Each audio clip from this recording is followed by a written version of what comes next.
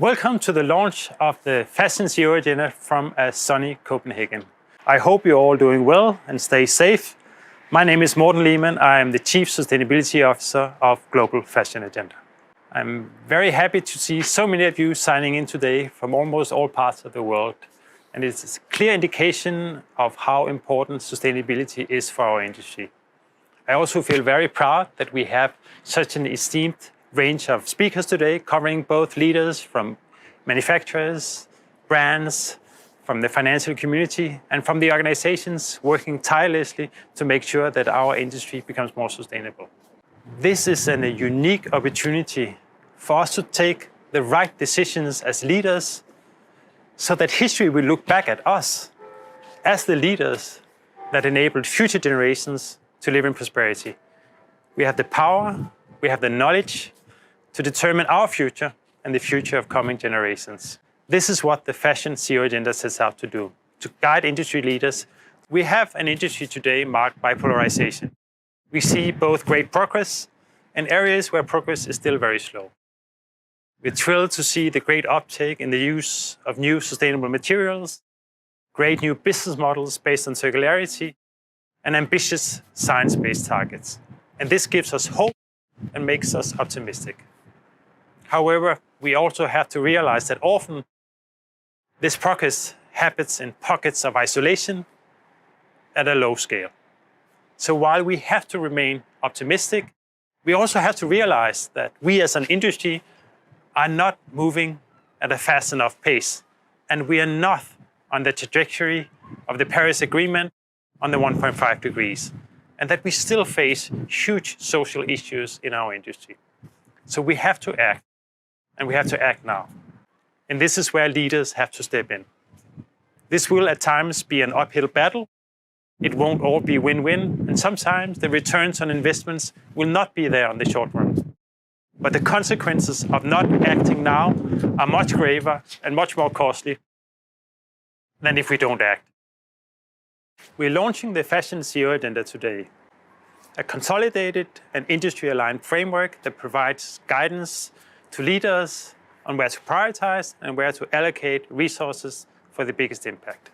The vision of the Fashion CEO Agenda is a positive vision for a thriving industry that creates prosperity for people and communities, reverses climate change, protects biodiversity while working within planetary boundaries. To achieve our vision and inspire bold action, we also have to share insights.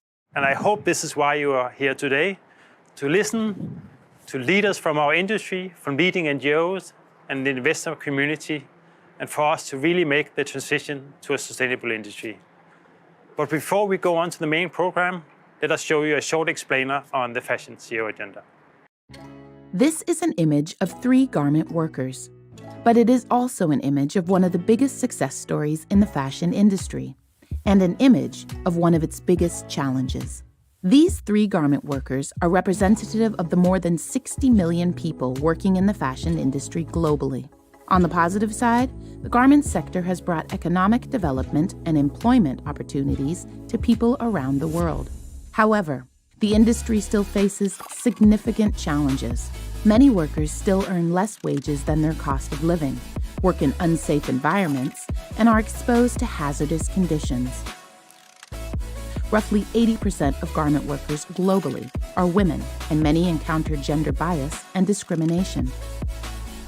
Bettering the conditions for garment workers is one of 5 areas fashion leaders must focus on right now. Global Fashion Agenda presents 5 priorities for a prosperous industry. Our vision is that of a thriving fashion industry that creates prosperity for people and planet. Let's return to our image of the 3 garment workers. Today, the competitive nature of the industry and the lack of access to education and challenges to organize in workers' unions prevent garment workers from being able to secure a proper wage, better working conditions, and brighter future prospects.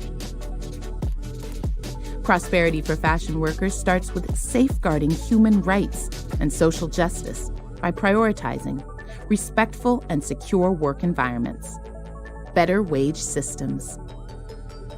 But what about prosperity for the planet?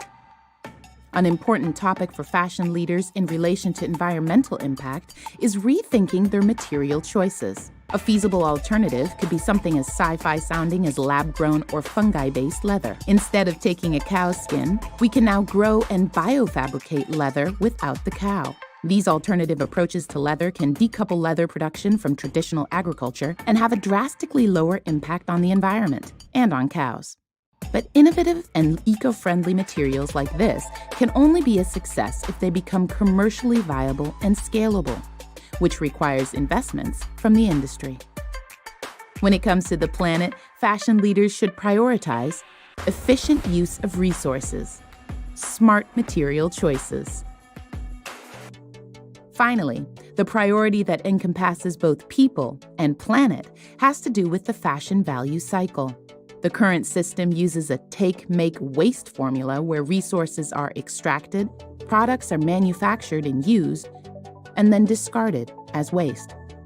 This system needs to become more circular. Let's take a look at how to make a pair of circular jeans. Make timeless designs. Use recycled and durable materials. Use technology to track the history of the jeans and how to recycle them. We need to find new business models that are not only dependent on growth. Why not take back and sell clothes multiple times, or offer customers to lease clothes like you would with a car, or repair and recycle clothes in your store? Circular systems must prioritize social value and be co-created with all actors. This means engaging with often informal waste handlers, upskilling the industry's workforce, safeguarding value in countries dependent on fashion production. So the last priority for fashion leaders should be circular systems. And now that we have gone full circle, we can present the strategic framework of 5 priorities for fashion leaders. Allocating resources to these priorities will pave the way to a prosperous industry. Visit globalfashionagenda.com to find the Fashion CEO Agenda Framework, innovative solution providers, and guidance on how to implement these priorities in your business.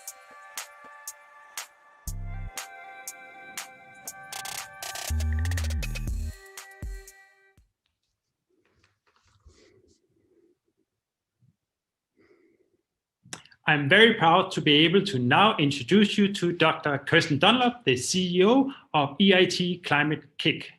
Kirsten has a very impressive career spanning, among others, academia, consulting, insurance, financial services, as well as strategy, innovation, and leadership. And this makes her very well suited to address the leadership challenges and opportunities of the multifaceted fashion industry.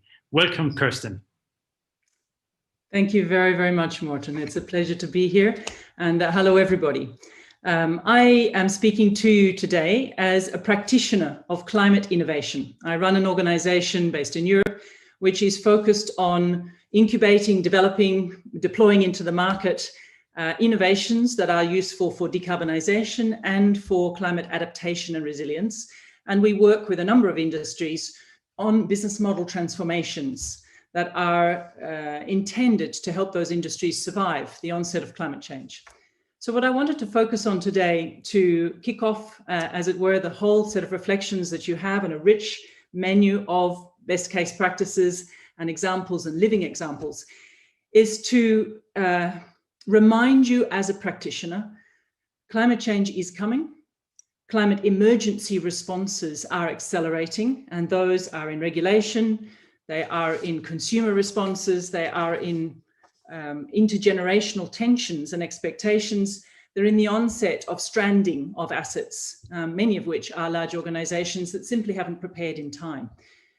Textile manufacturing emissions are due to increase by 60% by 2030, which is around the same time that in reality we would need globally to completely decarbonize. 2030, not 2050 or 2060, because we are already at 1.5 degrees, unfortunately. We're already locked into that.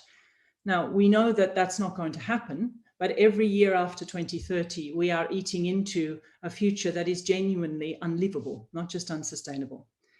So if you are the CEO of a successful global business in the textile industry, in fashion, in a very, very complex, rich global business, highly fragmented, What can you do?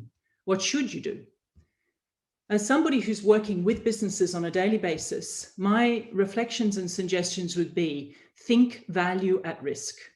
Just 5 of the organizations on this channel are worth 180 billion in market cap. That is a very big stranded asset. Those are collectively huge stranded assets as businesses start to front into the effects of climate change, whether that's impacts on the availability of water, whether that's impacts on political willingness to cede availability of water, impacts on food system security and on the stability of our economies and markets, impacts of heat, of storms, and of a set of material regulatory changes beginning to come in very fast. So the importance here in how to engage with climate is think of possibility, not plausibility or probability. If it is possible that you are holding a business whose contribution to the problem here is significantly outweighing your contribution to the solution, and a business that is successful and therefore very, very hard to let go, then you need an approach to innovation that helps you prepare. It gives you options and gives you ways of building confidence for alternative business models that will be not only able to compete, but able to survive and able to contribute and build reputation and credibility in a world that increasingly starts to make judgments in terms of where you sit, on which side of history are you falling when it comes to solving for the greatest challenge that faces humanity. That means really thinking in terms of business model transformation, not innovation as a marginal effort, not innovation investing in startups, diversification of products and services. This is whole-scale business retransformation, renewal. And it requires a very different way of thinking about how to innovate. And in our experience, it means starting, first of all, with understanding the scale of the need and the challenge, thinking in terms of strategic risk, working back from the value at risk, working back from the assets, resources, capabilities you have, understanding where are they at risk when it comes to a set of possible futures related to climate change effects and to the responses, international, global, national, and local, to climate change onset. Thinking in terms of a portfolio of innovations, not 1 or 2 things that you could do, but multiple ways of thinking about how do you change dyes and chemicals? How do you change pollutions from the whole cloth treatment? How do you change fiber production? How do you change freshwater withdrawal? How do you change logistics and supply chain, go to market with consumers? How do you change consumer perceptions and engagement in waste and waste removal and waste treatment and waste tracking and provenance? It means taking a very much more systemic approach to the way in which you think about innovating at every single part of the business and working through radical collaborations with multiple possible organizations and partners. Could be startups, could be SMEs, could be individuals, could be communities, NGOs, and so on. It means thinking in terms of accelerated learning, using innovation in a very deliberate, very systematic, very systemic way through a portfolio approach to help you learn how and prepare the partnerships, the joint ventures, and the alliances you need, how to transform that core business model and its logistics and supply chain and its ecosystem of partners and suppliers. And ultimately, that comes down to redesigning value and redefining prosperity at the core of your business identity and business rationale, at the core of your notion of governance and leadership, and your sense of legacy for the future, as Morten referred to in his introduction. This is ultimately about remembering that the greatest risk to any CEO running a business in 2021 and looking forward into the next 10 years is not the risk of dramatic change, which there will be, it's the risk of attachment to the way you're doing business now, and the incredibly difficult challenge of letting go in time before it's too expensive, too late, and too punitive, and it's being done for you. My invitation is work with those of us who are in the market, seeking to support organizations by bringing in multiple points of innovation and transformation. Seek to understand the opportunity space here. It's absolutely vast. And think of it particularly in terms of the opportunity space in intergenerational relationships and the notion of legacy. Fashion stands for shaping the way we think about ourselves. The more that we dress ourselves in the way in which we mean to be, the more that we stand for something that we believe in. And that's an extraordinary power that you hold in this room. I wish you good luck and a wonderful set of conversations and the courage to act together. Thank you.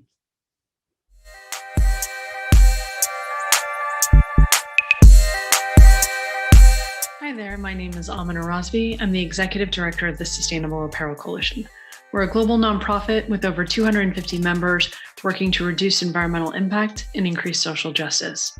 I'm passionate about driving the sustainability agenda forward because I believe that we can decide what future we want to create, and we can activate change as individuals, organizations, and governments. As a parent, I also believe we have a responsibility to leave this world better for future generations. As Executive Director of the SAC, I believe in the power of collaboration and collective action. The CEO Fashion Agenda helps set priorities for the industry so that we can work together in unison, driving towards the same goals, ultimately aligning our efforts and achieving greater impact together than we can alone. The Fashion CEO Agenda Framework identifies crucial sustainability priorities that need alignment and implementation. The HIG Index, a suite of tools created by the SAC, helps our members and the industry to assess their social and environmental impacts on these key priorities and identify areas for opportunities and improvement. I'm encouraged to see that sustainability continues to be a key priority for companies and that increasingly consumers, governments, and stakeholders are demanding companies take an active role in addressing social and environmental challenges. It means that there are clear opportunities for those companies who choose to lead with sustainability at the core of what they do. I'm particularly optimistic in seeing the traction that we're getting on full industry alignment on priorities and active participation and engagement. We're not there yet, but we're getting closer, and that's what it'll take to achieve true industry transformation. My name is Patrick Selen, and I am the Chief Strategy Officer at ASOS, based in London. Our mission is to be the #1 destination for fashion-loving 20-somethings. We can't achieve that without being transparent, responsible, and inclusive in our approach to business. It's what our customers want, it's what our people expect, and it's our responsibility as a successful business. It's also personal. My father was a farmer. I spend a lot of time in nature. I'm a father myself, and so I see it as my responsibility to make sure we look after this planet for our future generations. If this past year has shown us anything, it's that it's very important that we operate responsibly and collaborate with others to face the challenges that we, our industry, and our customers face. Having a clear framework for our own Fashion with Integrity program has been really important to integrating it into our strategy, our transformation program, and the everyday work of our people. It's impossible for one company to change the industry systemically, and that's why it's so important that organizations like Global Fashion Agenda bring us together to collaborate. The CEO Agenda Framework has helped us at ASOS assess our own frameworks, our own actions, policies, and guidelines to make sure that they're aligned with what the industry as a whole is doing. I'm optimistic about the future of the fashion industry because sustainability has never been higher on the agenda. The pandemic has shown us the importance of working on long-term, system-wide improvements to our supply chains, working more closely with local communities, and the role that we can play in being there for our customers. A prosperous but responsible fashion industry can be a force for good and affect real change. Hi, I'm Patrick Hall. I'm the Group Managing Director in the Phone Group and also for the Phone Group of companies. I'm very excited and very honored to be part of the Fashion CEO Agenda Forum. Sustainability is very important to me, both personally and also business-wise. As an individual, I absolutely believe that each of us needs to work within our own capacity to contribute to the health of the environment that we live in. So to me, working on sustainability within the business just makes good business sense because it contributes to the growth and it also contributes to the long-term health of the business. And frankly, our customers, our consumer that we target to buy the product and services from us, they don't expect anything less. They expect us to work on improving the world that we are in. As a member of the Fashion CEO Agenda Forum, I think it is very important that I take in all the good information and the input from the forum and really go back to my business and my company and incorporate it into the business strategy and the execution plan that we have. Because it is not about one company working hard to make things happen. It is about influencing the whole value and supply chain to each address different parts that we can contribute to the improvement. Hi there, I'm Bill Foudy. I am the president of our own brand sourcing and development organization at Target Corporation, based in our headquarters in Minneapolis, Minnesota. From a leadership standpoint, it is important to have a framework like the Fashion CEO Agenda. At Target, I can tell you that caring for both people and the planet really guides decisions across our entire business. But to make a meaningful impact, we know that collaboration is key to reducing our footprint and developing more sustainable products and operations. So we're proud to support the CEO Agenda alongside other strategic partners of GFA to help us all achieve the greatest outcome for today and, of course, for future generations. The question about why I'm passionate or why we're passionate about driving the sustainability agenda forward, I can tell you that at Target, sustainability is a story of and. We work to create a positive impact on people, planet, and a profitable business.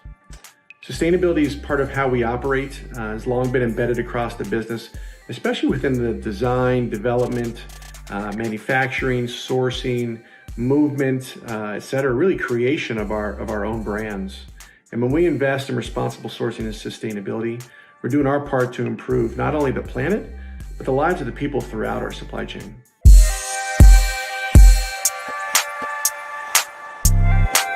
Next up is a panel led by our strategic knowledge partner, McKinsey, and with 3 CEOs from fashion industries on how leadership can play a role in creating prosperity.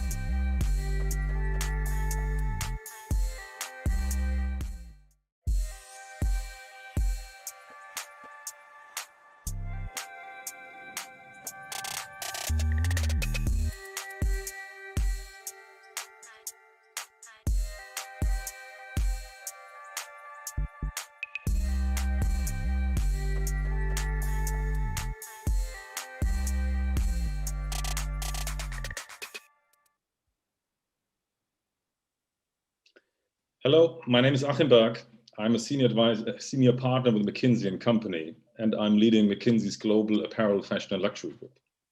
It's my great pleasure to be your host today for a panel on the role of the leadership in creating prosperity with 3 very senior people in this industry that are very committed and enthusiastic about sustainability. So let me first introduce the 3 panelists to you. So we have Helena Helmersson, who's the group CEO of H&M. And I think that probably doesn't need any more explanation. It's one of the world leading global fast fashion players. We also got David Schneider joining us, I assume from Berlin, who's the co-CEO of Zalando, which is Europe's largest multi-brand apparel retailer. And we got Roger Lee from Hong Kong, who's the CEO of Tal Apparel, which is one of the leading and most innovative manufacturers for the fashion industry. So thanks a lot to all 3 of you for joining us for this session. And we're looking forward to a lively conversation. I have a couple of questions for you about the CEO agenda. We will also allow Q&A towards the end of the session. I think, let's have some fun together, which also means if you want to comment on what the other colleagues said or contradict, you are more than welcome to do so. Let's start with an opening round. Would be great to get 2 or 3 sentences from each of you about the framework of the Fashion CEO Agenda and why the CEO Agenda is important for you personally, but also for your respective organizations. Helena, do you want to go first? Sure, thank you. I would say that if you move alone as a single company, of course, you can achieve some, but it's really when you come together and join forces that you can create this type of prosperity for all. And for me, that is really what the Fashion CEO agenda is all about. It's about defining a common direction for all stakeholders in the industry to truly drive, systemic change and change the industry. And that is regardless if you're big or small, or if you're working with luxury, or if you're a high fashion brand. So that is what it is to me. Thank you, Helena. David, why do you engage with the GFA and the fashion agenda? Yeah, I strongly agree to what Helena said, because I'm also a very strong believer of collaboration and shared priorities. And I think that's the purpose of this agenda. I also think, it's really the case that like no one here alone, has the capabilities or like the leadership position to really make these kind of meaningful changes. But I also think like if we put together different capabilities that we have, we can really create like a strong momentum. I think it's about like also knowing like, what are like areas we can, where you can lead, what are like areas you want to follow. And if you look at, for example, ourselves, Zalando, I think we can play a leading role in certain areas and then push boundaries, especially when it comes to understanding customers or use of data, digitalizing, connecting businesses, when it comes to leveraging customer reach to make choices available, transparent for consumers. I think those are like areas where, we really want to take a stand. And then if you take examples like circular systems, which you put here on the agenda, like I think there's like so many examples where, you can use this to, produce the right products in the first place, or to make the matchmaking efficient between demand and inventory, or like, taking back inventory at scale to resell, recycle. We could talk about that for quite a while, but I think it's quite exciting. I think what we can do then. Yeah, we will. So, Roger, what's your perspective? Helena is representing a vertical retailer and a brand. David is more, a multi-brand retailer. You are on the manufacturer side. So, why is it important for you to engage with GFA and the CEO agenda? I think what people may not see behind the scenes is that there are tens of millions of people in this industry, and a lot of manufacturers, from large to small manufacturers. And when we started looking at this back in 2009, this has been 12 years already. We had to educate ourselves. And what drives greenhouse gas? What contributes to that? How much water are we actually using? There's a lot of things that sound very simple, but it's actually not that simple if you don't have any facts or don't know what contributes to that. So we got to think about how many manufacturers are around this world, and without a clear guideline, it's very hard for them to know where to start. People who are a little bit larger, like ourselves, we've been fortunate. We've started this early, and we spent a lot of time to learn. But not all manufacturers are the same, and I think it's good to have this framework to focus on the areas that we should be looking at together, so that we can educate each other through this process. Without a framework, it's very hard to know, if you're a manufacturer in Africa, where do I start? No, and obviously the framework is a bit of a means to an end, yeah. And it all starts, I think, with a conviction that there is a need for change. So it's a bit probably for this panel and also for the audience we have, which is very international and quite skilled, maybe a bit obvious, but why is it so important for the fashion industry to really engage on the sustainability topic with all its different shades? Maybe question to all of you. I can go first. I think that, again, to having a common direction as this provides, like a common platform, is really, really important, because that would in the end mean that we share the same priorities, right? And that we come together around certain areas where we want to drive big change and systemic change. And that becomes so much more impactful and powerful, because if we wouldn't, it would be rather confusing, both for consumers and for partners. If we, for example, look at a big collaboration on a sustainability index on products, like we collaborate with Zalando and with many others. If everyone would go on their own sustainability index and ways of measuring, for a consumer and a customer, that would be so confusing. How could they compare and know how to make sustainable choices? And actually same for suppliers. If they are working with buyers and each buyer has their own kind of assessment tool, that would cause a lot of confusion and a lot of work for suppliers that wouldn't really drive that impact. So it is really important. Mm-hmm. But it also maybe to add, sorry, to add to the customer angle. Yeah, what we see like in the customer behavior is that there's like such a strong demand for it. Yeah, and they, especially like the younger generation, they ask so much for like more transparency, or want to understand actually, what sustainability actually means.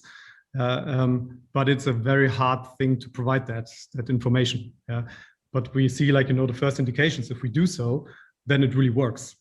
Customers, they, that articles convert better. It creates like lots of engagement. Customers act on it. And I think that is very encouraging, but it comes back to what Helen is saying.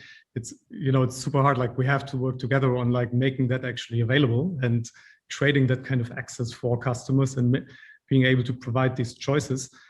And I think there's not only like this, on the one hand, there's like this need to act. On the other hand, it's also like if you see that reaction, if you do things, then you also see it's very much aligned with like what customers are actually looking for. And, then I think like the stars align a bit between like, the right thing to do, but also like, what is actually good for business and how do we actually grow in such a healthy way.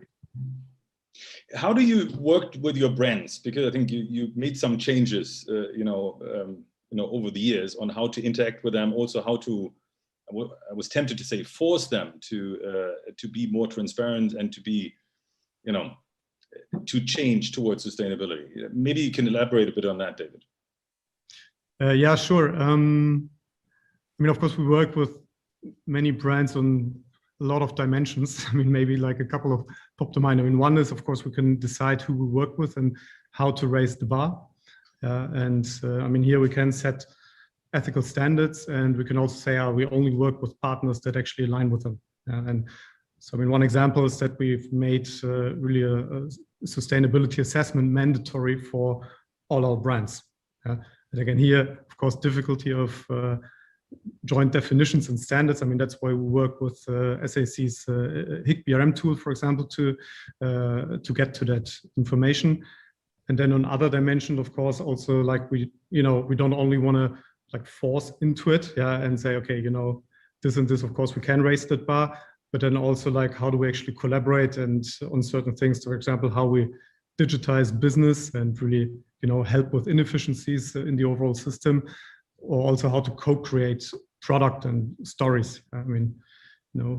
Ramped up like the more sustainable assortment quite a bit. Right now it's like over 100,000 articles we can flag like that, and that's very much like in collaboration with all the brand partners.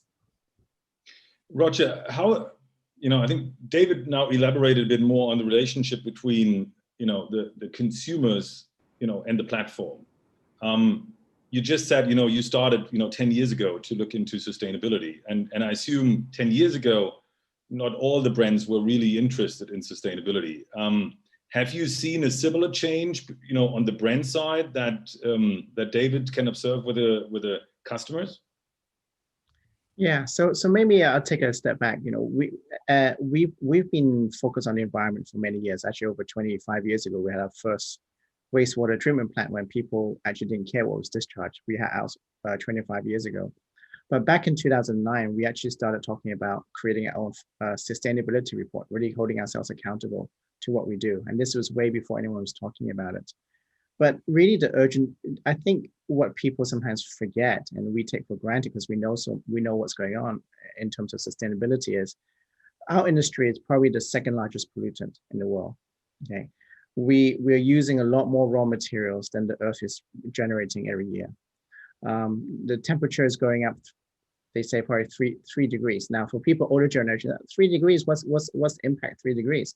We keep forgetting that actually there's a huge impact at 3 degrees, and even trying to get down to 1.5 degrees, where we're trying to get to now, is a huge task, and we're way behind in terms of getting there. We're trying to catch up, and it's a huge headwind trying to get there. As we all know, there's a lot of challenges. So we got to remind ourselves every day, this is what reality is. The younger generation, for sure, are now challenging brands and saying, what is your sustainability plan? What are your targets? What are you doing about it? Because the younger generation has been educated in schools where we weren't when we were in schools. And I think that's important, because then that asks the brand, what are you doing about it? I can tell you, I can share with you, I was in a conference with a global brand. I won't say who it is, but they had 50 manufacturers, and they say, me as the CEO, I didn't think anything about sustainability when I joined a few years ago. But when we did customer surveys about the brand, what they're asking about the brand, everyone kept asking us, what are sustainability goals? So now we have to publish them. We have to commit to something. So I think consumers should continue to force brands to be accountable to what their goals are. And I would say, a couple of years ago, I was fortunate to be in Copenhagen speaking, and I saw some other brand CEOs come in, and they had to commit something. They committed something before coming to Copenhagen. So I think by bringing them here to talk, if you don't have a plan, you can't really speak about it. So we got to keep doing that and forcing brands to be accountable and come up with plans. But the good news, I would say, is in the last 24 months, I've seen a lot of brands finally committing to goals. Now that we're committed, how do we actually execute that? That's a challenge. Mm-hmm. It's great to hear that. And also talking to my clients, it's quite interesting that it's not only the customers, it's also the employees. I think it's also quite important for your own organization. Helena, do you also observe that your own large number of employees is really caring about it, and also wants the management to move into the right direction? Yes, I truly do. I think it's amazing once you start to articulate clearly what kind of ambition we have when it comes to sustainability, and also when you kind of integrate it also in your internal system, so to speak, what kind of passion that I see in the company. I think it's really fantastic, and that's why I think integrating sustainability as much as possible is really the way to also change and do this journey internally. For example, how you can, integrate it also in governance. And with that, I mean, integrate sustainability in the direction for the company, which often is quite, visionary and aspirational. And that's why it's important that once you break that direction down, maybe into top objectives, and you find key results in how to measure progress, you should really make sure that sustainability is part of that, so that you get the feeling of sustainability being, the financial profitable growth. It should be about people and be about planet, and that comes more naturally. So at least we have worked really hard of taking next steps in integration, making sure that it's really part of the direction, and even part of, incentive frameworks to make sure that we also internally make it into a more systemic approach. And at least what I see when doing that is that you also unlock creativity. I'm fortunate. I work with so many creative people within H&M Group. And once you start to, create this system, you see all these creative ideas of trying out new business models within existing brands, such as rental with Arket, for example, or remake with H&M brand, resell, that we have a business venture called Selfie, and how we can work with that. trying out subscription models. And that is not coming from me, of course, or the top. That is coming from creative people within the organization that is really passionate about this. Yeah, absolutely. I think the agenda also, then looks at enablers, and I think you mentioned some of them already when it comes to governance. I think others are the business model, innovation, digitization, traceability, transparent communication. So I think it would be interesting for our audience and also for a lot of decision makers that are watching us now, or hopefully later the recorded version, which enablers the three of you feel are really making a difference. And maybe starting with you, Roger, this time. I think traceability from a manufacturer's point of view, traceability, I would assume, must be an important topic. Is that an important enabler for you? Yes, I mean, to me, traceability is the fundamental thing you have to get right in order to be able to judge whether a product was made in a sustainable way or not sustainable way. I think the challenge today is the technology and the traceability systems we have are very weak. So I think that, and it gets more complex because people may not understand that. Let's say, for example, a raw material, say I'm wearing a cotton shirt. The cotton can come from many different countries blended into one fabric. And how do you trace that? Once it's made to the fabric, it's very hard to trace. And then each country, the way they do farming is different. So the contribution to greenhouse gas may be different. So it's actually quite a complex calculation to do. But to me, traceability is absolutely important. What David talked about a little bit was the Sustainable Apparel Coalition, SAC, and the HIG Index. I think that while that's not only about traceability, it's talking about already have the system in place. We need a standard in place because, as Helena said, you can't have 50 brands having 50 different standards. We as a manufacturers cannot, in a factory that produces for 50 customers, have 50 different ways of working or 50 different ways of measuring. So I think the best hope we have in this industry is the HIG Index, which many brands have been working on for many years to come together. And I think this year I think some brands are going to actually be launching it this year in the market. And if we can do that, then it will force people to say, okay, if I want to get the score, I better have a traceability system in place. If not, I'm not going to get the score. So we're also doing it from a different point of view, is that we want to have the score. We want to have a good score. We've got to get traceability. That will generate new businesses that will come up and help our industry to create traceability systems, because it's just very weak today. So I think new companies are really starting, and more can join into our industry to help us create this, for example, a traceability system. Which I think obviously connects to the point that was made earlier by more or less all of you, that you can't walk on your own, or you can walk, but it's not going to have the same effect. And I think the complexity that it creates, on the manufacturer's end, where you already have to deal with all the different PDM systems and all the different data systems. If you now add traceability in 100 different shades and forms to it, it's a complete overkill. And I think the result is likely then less impact for the planet and waste of resources and energy. Yes, so I think maybe I'll add a little bit on traceability on the social side. A lot of countries don't have sufficient labor pool, so they actually need to bring in labor from different countries.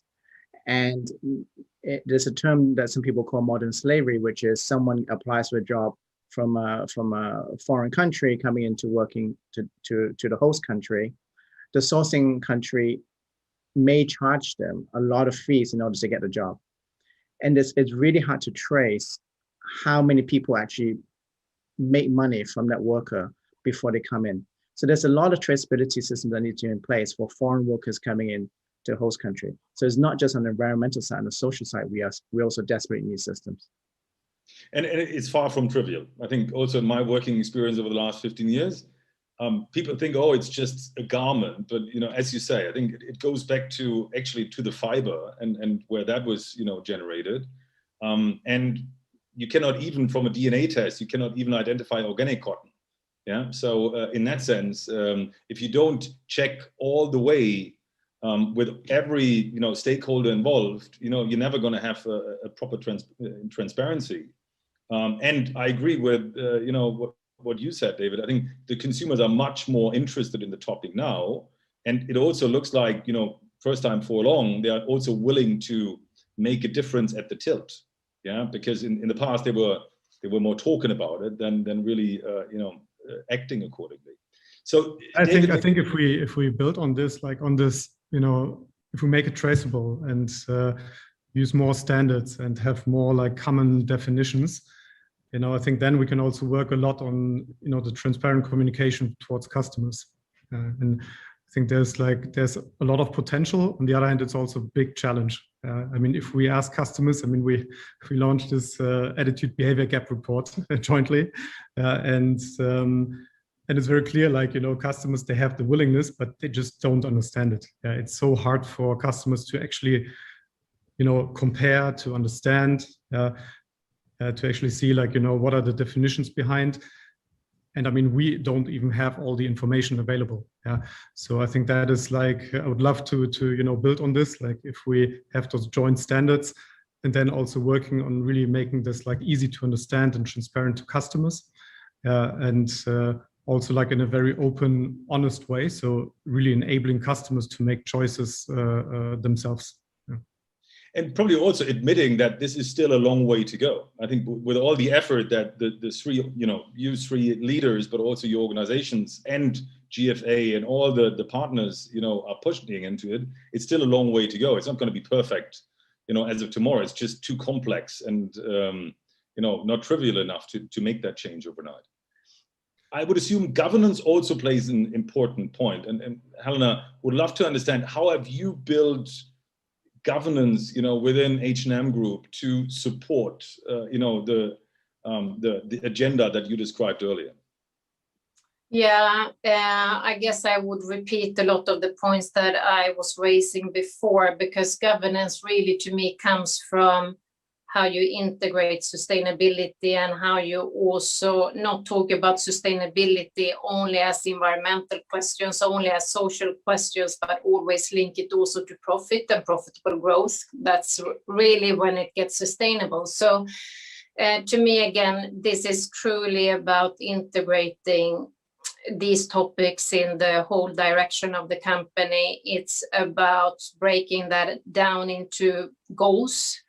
So if you would take our climate goal, for example, 2040 climate positive, you have to break that down, first of all, into milestones, right? So that what does that actually mean 2025 at least? And then the different parts of the organization would break it down. What does that mean next year? And what does it mean for me? So a climate goal would, of course, we would have to look at the value chain and how to, which parts that has the biggest impact. So that would, for example, end up as a big goal for supply chain, right? So it's all about breaking it down and having a bit of discipline in that and integrating it, because that's how you then follow up. And again, same with incentive systems or incentive frameworks, that you are not only measured on the financial part, there's other aspects that would make us sustain for a really, really long time. And again, that's to me how at least I think about the driving systematic change within the company. And again, how to create also a system that would allow for creative ideas to be born. And I guess this is a never-ending journey. I see things every week that we can do even better to kind of develop this system further. Yeah, which also then means if you break it into KPIs and if you measure it and if you make it relevant for, as an incentive, you also need to adapt it, because, you will broaden your efforts, you will change some of the efforts, you add a new index to it. So it's also a living system. It's not, one thing you just implement and then execute. So of course it is. And also, if you're truly customer centric, you also follow what customers say about sustainability, right? And you will clearly see an increased awareness in that. And I think that also fuels a lot of passion internally that would, really make it integrated in the customer offer, of course, in the customer experience. Because it clearly shows that attracts many customers, and they want to feel safe with coming to H&M or Arket or COS.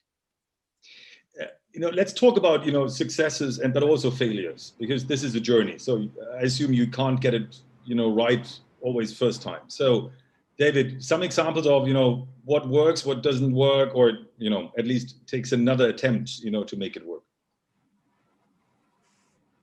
Yeah, I mean, what really works, I mean, I was also surprised to see how well it works if you give customers choices. And if you have like similar articles and you can flag one as more sustainable, yeah, you have certain criteria behind like how you define that, but you actually see that, customers actually buy those articles more. Yeah. Or we had a big campaign for Earth Day, and was kind of like a takeover idea, like really, it was super present, very visible on our homepage, on the app. And you actually saw like the click-through rates on these campaigns was way higher than many other campaigns we do. Yeah. So I think this data like is really encouraging. Yeah. And I think really triggers you to do more.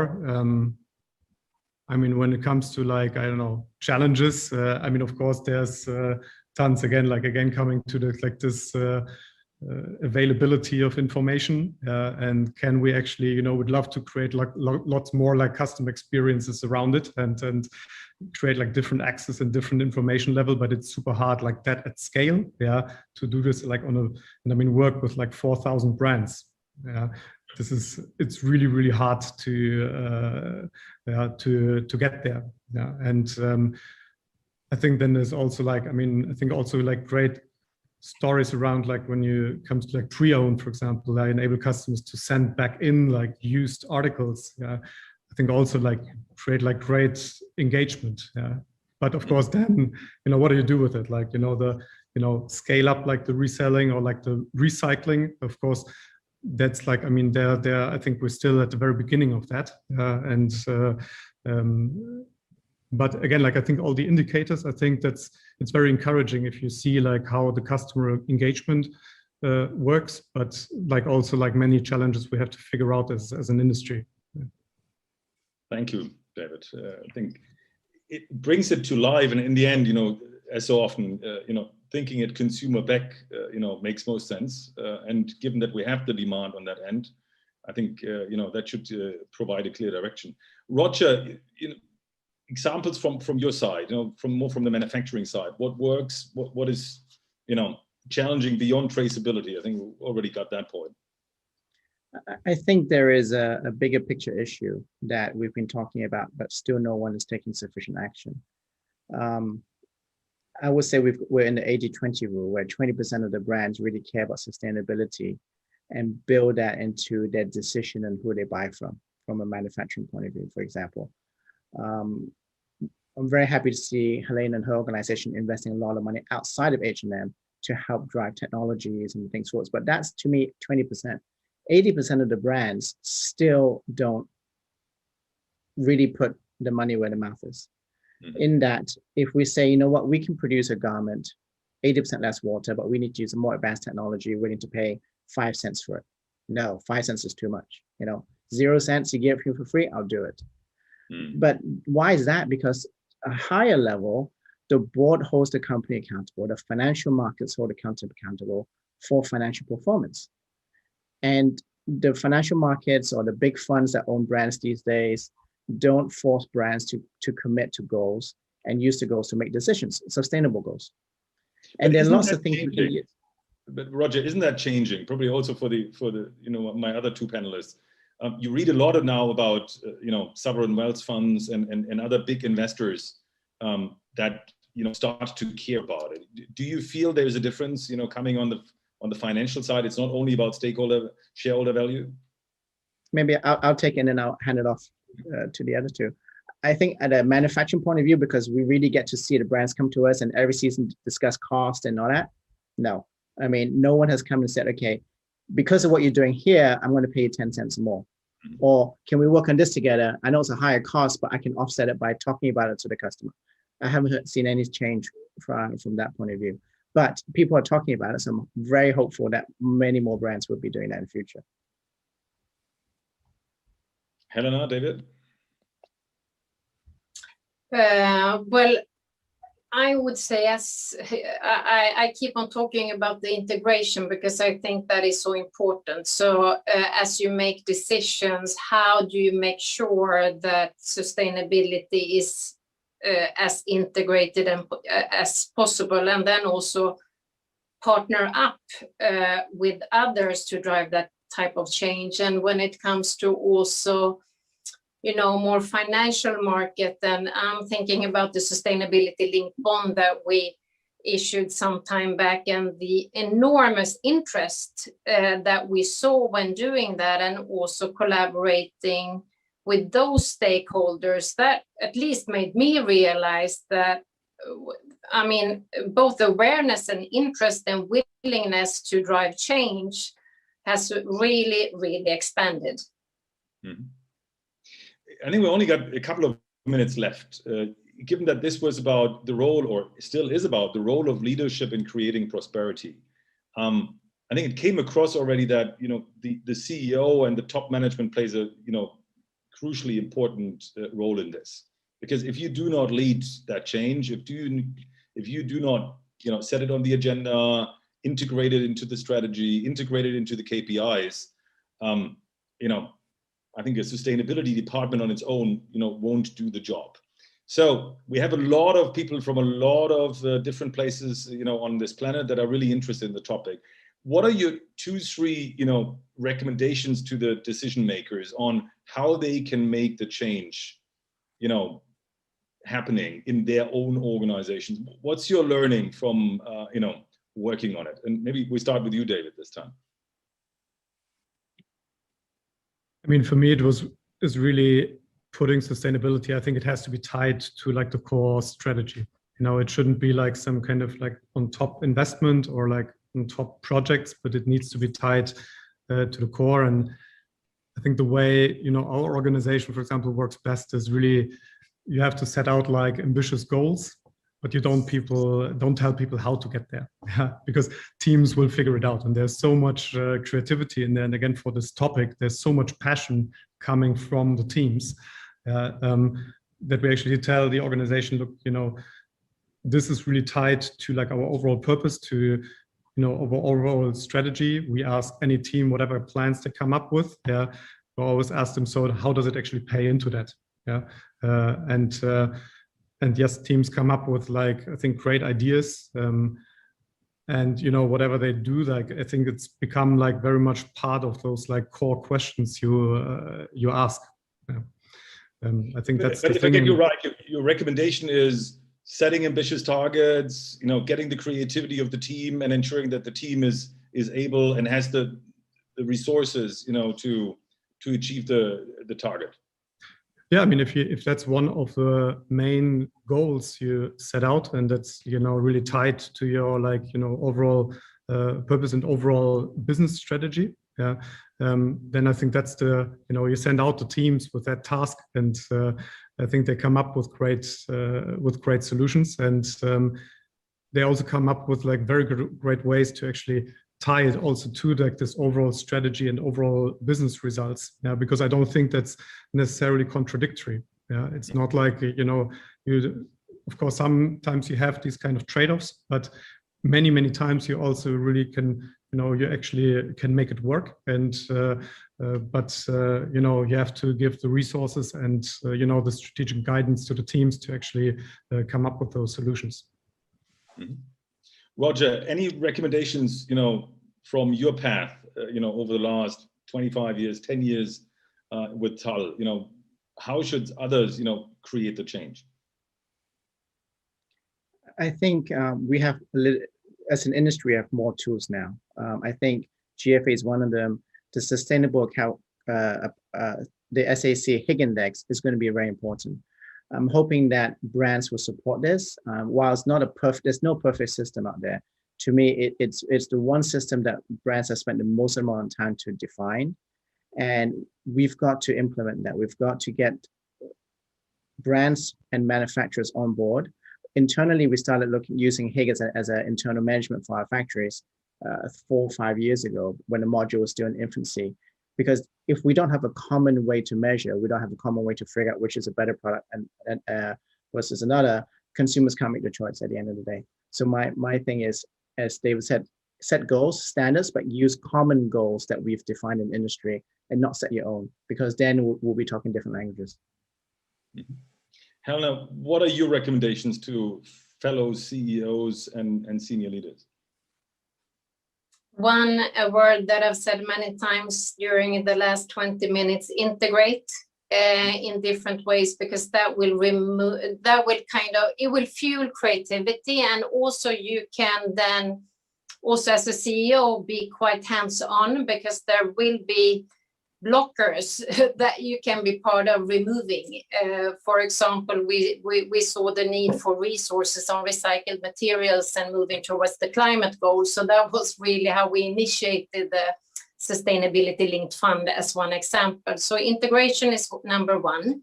Mm-hmm. Two, I think, is transparency, because it's better you admit that there's a lot of things to do and that there are challenges and that you will succeed sometimes and you will see failure sometimes, right? So you won't come anywhere if you pretend that everything is perfect, but rather, raise challenges so that you can deal with them and also allow failures on the way. And the third one, I would say, is definitely to partner up.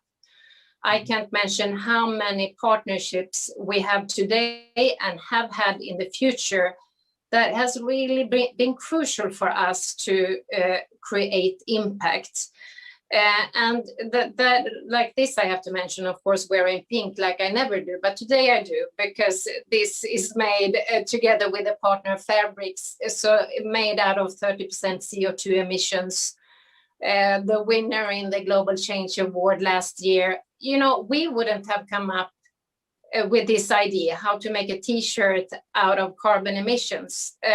And that's just a small innovative step. And we have many, both big and small steps internally that has been created through different kind of partnerships. Thanks a lot to all three of you, I think, for that inspiration. Hopefully, that creates some change out there.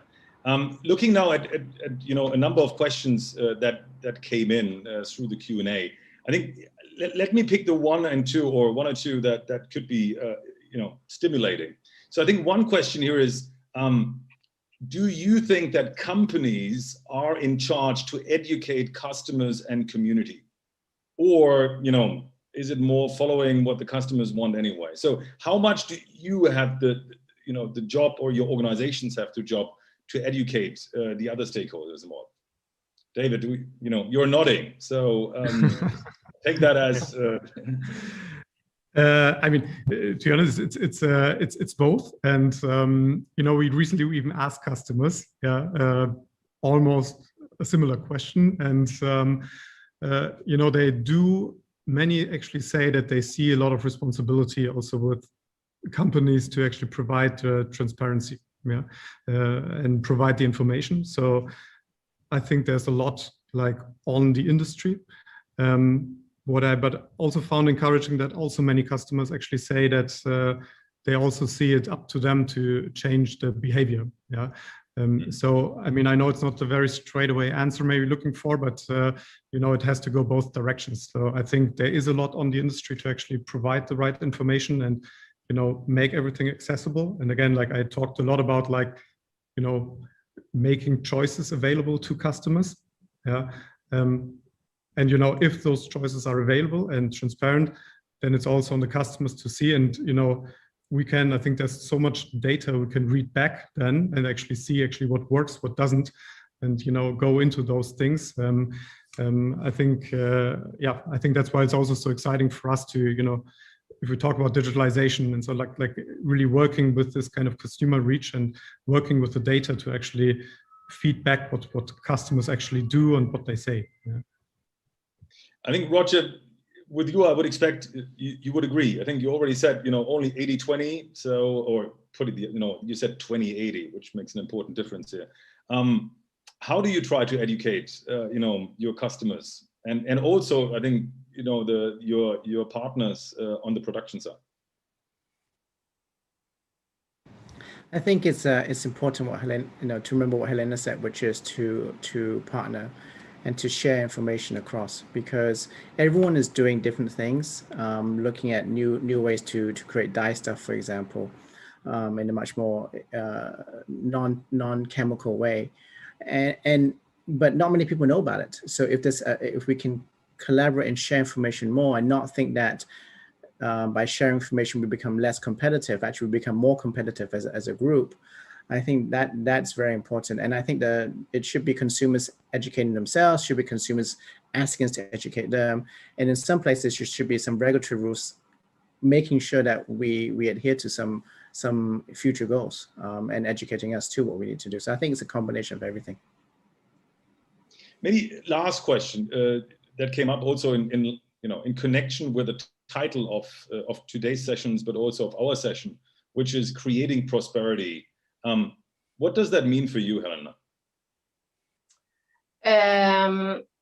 That means definitely the combination of,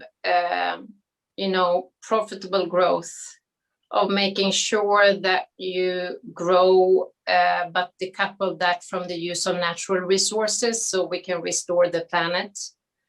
And also then having a positive impact on people that you touch, customers, colleagues, communities. That kind of combination is really what I would say is growing in meaningful ways, so that as you grow, you also make sure that you have a positive impact at a larger scale. That's how I would define it.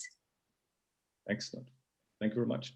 So I think really enjoyed that discussion. I hope our audience concludes in the same way. So thanks a lot to all three of you for being that open and also being that encouraging. I think to hopefully a lot of people out there that will follow the example that you set. And I think it came up so often. It's so much about collaboration. So let's invite other players in the industry at all different parts of the chain, to become part of that movement. And I think GFA is a great platform to support that. So great pleasure to have all three of you. Great honor, to ask some questions and to keep the juices flowing. So thanks a lot, everybody. Thanks to the audience, and have a great day. Thank you. Thank you.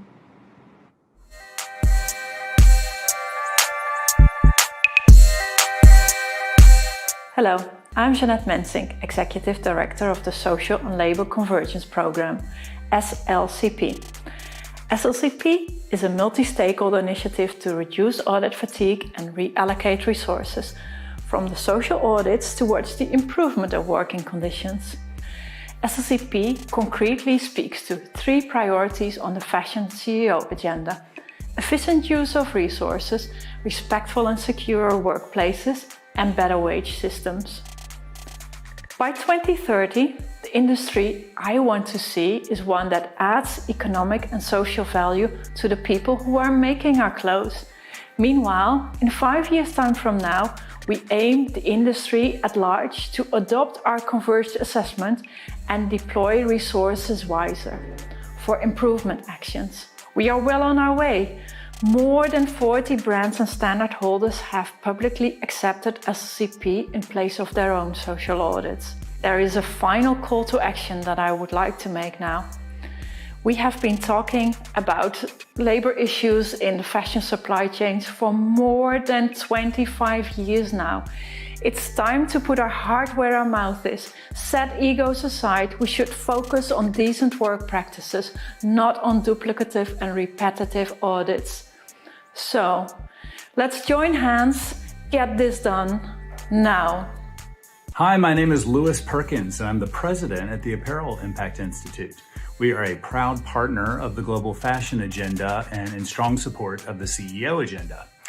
We are excited to also be a part of the specific category for accelerating change in the industry, which is the efficiency of resources. We believe that the CEO agenda is a critical movement within the industry because what it does is it really invites and engages the C-suite, who are the critical decision makers in the industry, to this work. So at the Apparel Impact Institute, we're specifically focusing on scaling impact solutions, projects, programs within the supply chain, particularly those that are proven from a data-driven, science-based approach. Specifically, when it comes to climate, we're looking at beginning with the material and resource efficiency phase in the production of our apparel, but ultimately building and bridging programs which will address key issues such as the elimination of coal and the scaling to 100% renewable energy, sourcing of preferred materials, and even the acceleration and use of next generation materials. So again, we are proud to be a GFA partner. We're proud to be focusing on efficiencies and more. And we look forward to all of you getting engaged in our work through the CEO agenda and the work of GFA. Thank you. Hi, my name's Claire Bergkamp, and I am the COO of Textile Exchange, and I'm located in London. Textile Exchange is a global nonprofit with over 500 members. We work around the world linking brands, retailers, suppliers, and farmers. We build community and connections, and we work to inspire and equip people to accelerate the adoption of preferred materials in the textile value chain. Having a collective and connected direction of travel for the industry is critical for achieving the transformation that is required to keep us within the 1.5-degree pathway. The CEO agenda sets out to help industry leaders prioritize how to focus their efforts to achieve this critical change. In collaboration with the GFA, Textile Exchange aims to positively impact climate through the acceleration of the use of preferred fibers. Through powerful partnerships such as this, we can enable the industry to take the actions that are needed. Smart material choices in the fashion industry require us to transform the systems that we rely on to produce our materials and garments at scale. And we have less than 10 years to action this transformation. The good news is that we know what we need to do to get started, and we have solutions. So we need to focus on scaling them now. This is the moment to scale organic cotton, responsible wool, and recycled polyester, to scale regenerative agriculture, and to rework our value chains.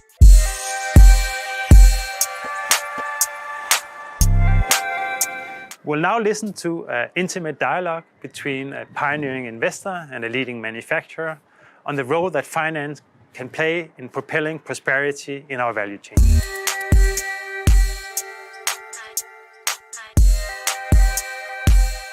Hello and welcome. I'm very excited to be bringing Mehran Ali on stage with me for a fireside chat to discuss financing prosperity and sustainability through the value cycle. Thank you, Mehran, for joining us. Thank you, Rachel, and it's such a pleasure to meet you, even though it's only virtually, but thank you very much. Thank you for having me here. From an investment standpoint, I'm currently a partner managing director at Full Cycle, and we're a growth equity fund, and we invest in climate solutions. Today, I run a family company which employs about 15,000 people. I am also a vice president at the Bangladesh Garments Manufacturers and Exporters Association, and I'm a director of the RMG Sustainability Council, the RSC. What is prosperity to you? What does it mean to you? I think prosperity means that the workers, the people who are working in our industry, not myself, the person on the sewing machine, that they have a lifestyle and a livelihood that allows them to have decent living conditions, decent education for their children, decent healthcare, and essentially decency, a decent life. That for me is the most important thing. And sustaining that, we have achieved it to a great extent. But sustaining that achievement, that is the challenge of maintaining prosperity. That for me is the most important thing. What does it mean to you, though? I would also add dignity. And even in a country like the United States, the issue of fair and equal pay is still very real. And that's at all levels. So being paid a fair and equitable wage for your work is critical at all levels, whether that is an hourly wage or, equity, whatever it is, being paid fairly and equally is a challenge that most women around the world are still fighting for. There are so many investable opportunities, and it could be everything from renewable energy generation to waste management. How have you thought through some of those investment requirements, keeping in mind how you balance the CapEx with the potential opportunity? In addition to the safety issues, which have obviously improved, another thing we've looked at is the growth of green industries. If you were to ask for the ROI or the payback, the number of years for getting a payback on rooftop solar, on the electrical motors, on the ventilation system, almost all of these things have some sort of a reasonable payback. Water recycling does not yet have a payback. So this is something that would be an interesting area to explore. How do we tackle it? This is a challenge for our industry moving forward. When we think about planetary boundaries, water is one of those classic areas where we've underpriced the real value of water. We don't really take into account the negative externalities in much of the global pricing on this particular resource. And I think going forward, it will be a challenging area and will become increasingly important how we manage the economics of water in order to put the right value on it.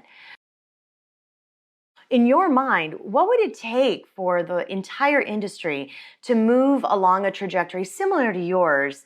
And where might there be opportunities to invest in that process for entities like mine, where we can help support the transformation of the industry? The problem, and this is something that applies for all of us, not just in Bangladesh, but within the Star Network or in Morocco or Turkey or Indonesia, it's collaboration. That is what is missing.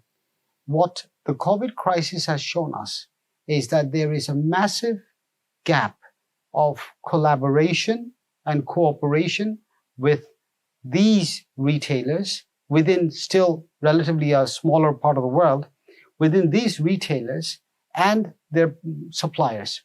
And this gap has to be bridged. I'm also a spokesperson for this Purchasing Practices Project with the International Apparel Federation. And it's our network plus 3 countries, Morocco, Turkey, and Indonesia, plus the International Apparel Federation. And what we are trying to do is decide what is the minimum benchmark. Within the apparel industry, there is no minimum standard for buyers' behavior. There is a minimum standard for a manufacturer's behavior.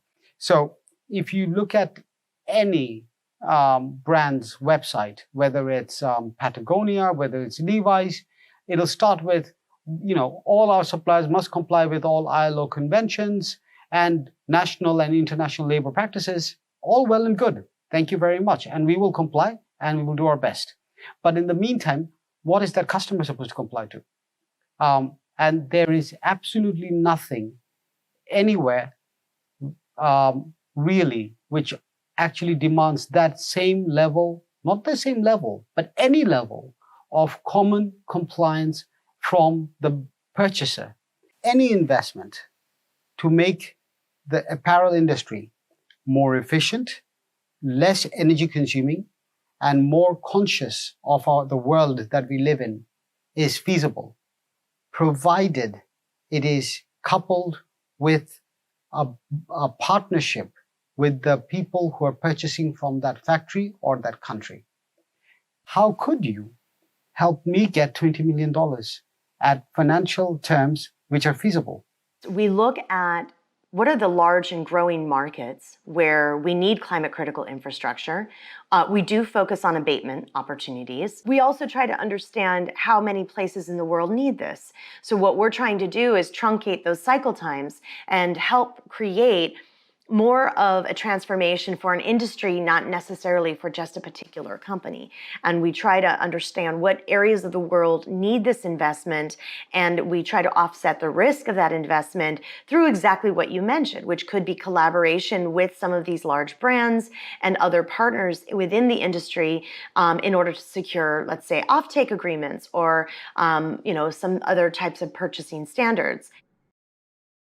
Safety is an occupational health and safety is an ongoing process. You have to constantly work at it. You have to constantly work on it.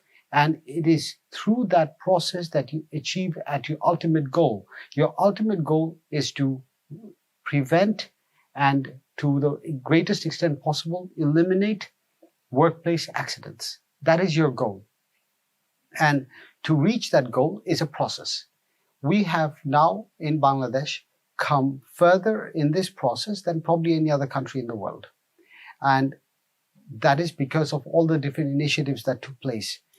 Rana Plaza was an initiative. Rana Plaza was a tragedy which resulted in a number of initiatives, all of which I was involved in, many of which I was involved in, which made myself and my factory and my industry safer for the people who work in it. However, COVID showed us that while I might have become safer and my worker is now safer in her workplace, her livelihood is not secured, because her livelihood now depends on essentially the balance sheet calculations of somebody sitting somewhere else. We all work in a relatively free market. It's not necessarily a free market. The United States, unfortunately, has bizarre duty structures in place for exporting countries. The European Union has probably one of the most pragmatic and open-minded approaches to trade in the world, and we appreciate them for it. But having said that, at the same time, we cannot have a situation where we have safe workplaces, where we have safe standards and all occupational health measures are in place, but the worker's livelihood is brought to risk simply by the desire of a company to restructure itself, eliminate its debt, and then refloat itself, rebrand itself, and come back into the market in a space of less than 6 months with the same name and just recycling the ownership structure a little bit. The CEO becomes a shareholder or a silent shareholder, and the CFO becomes the CEO, and they're back in business. But the liabilities, that's dumped on the factories. That's not fair.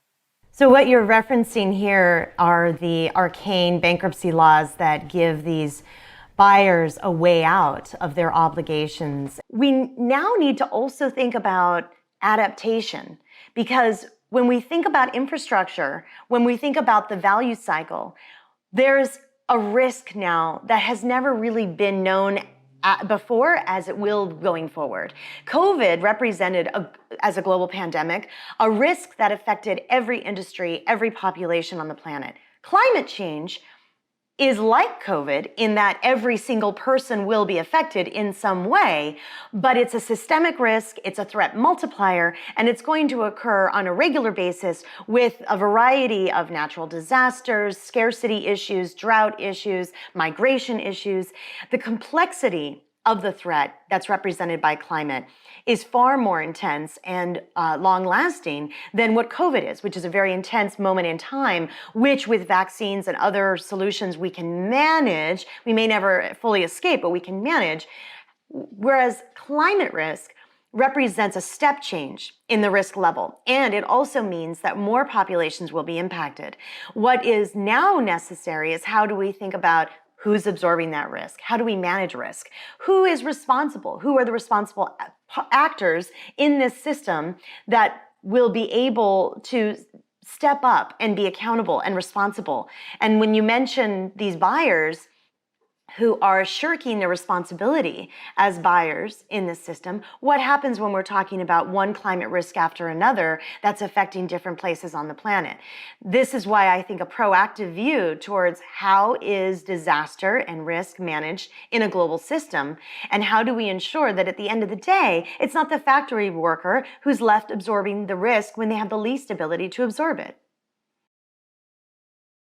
Unfortunately, the market, and when I say the market, I mean the stock market in your country, pays far too much attention to essentially greenwashing than it does to people who are, those brands who are actually really trying to make a difference. And there are brands out there, there are global brands out there who are trying to make a difference in their supply chain.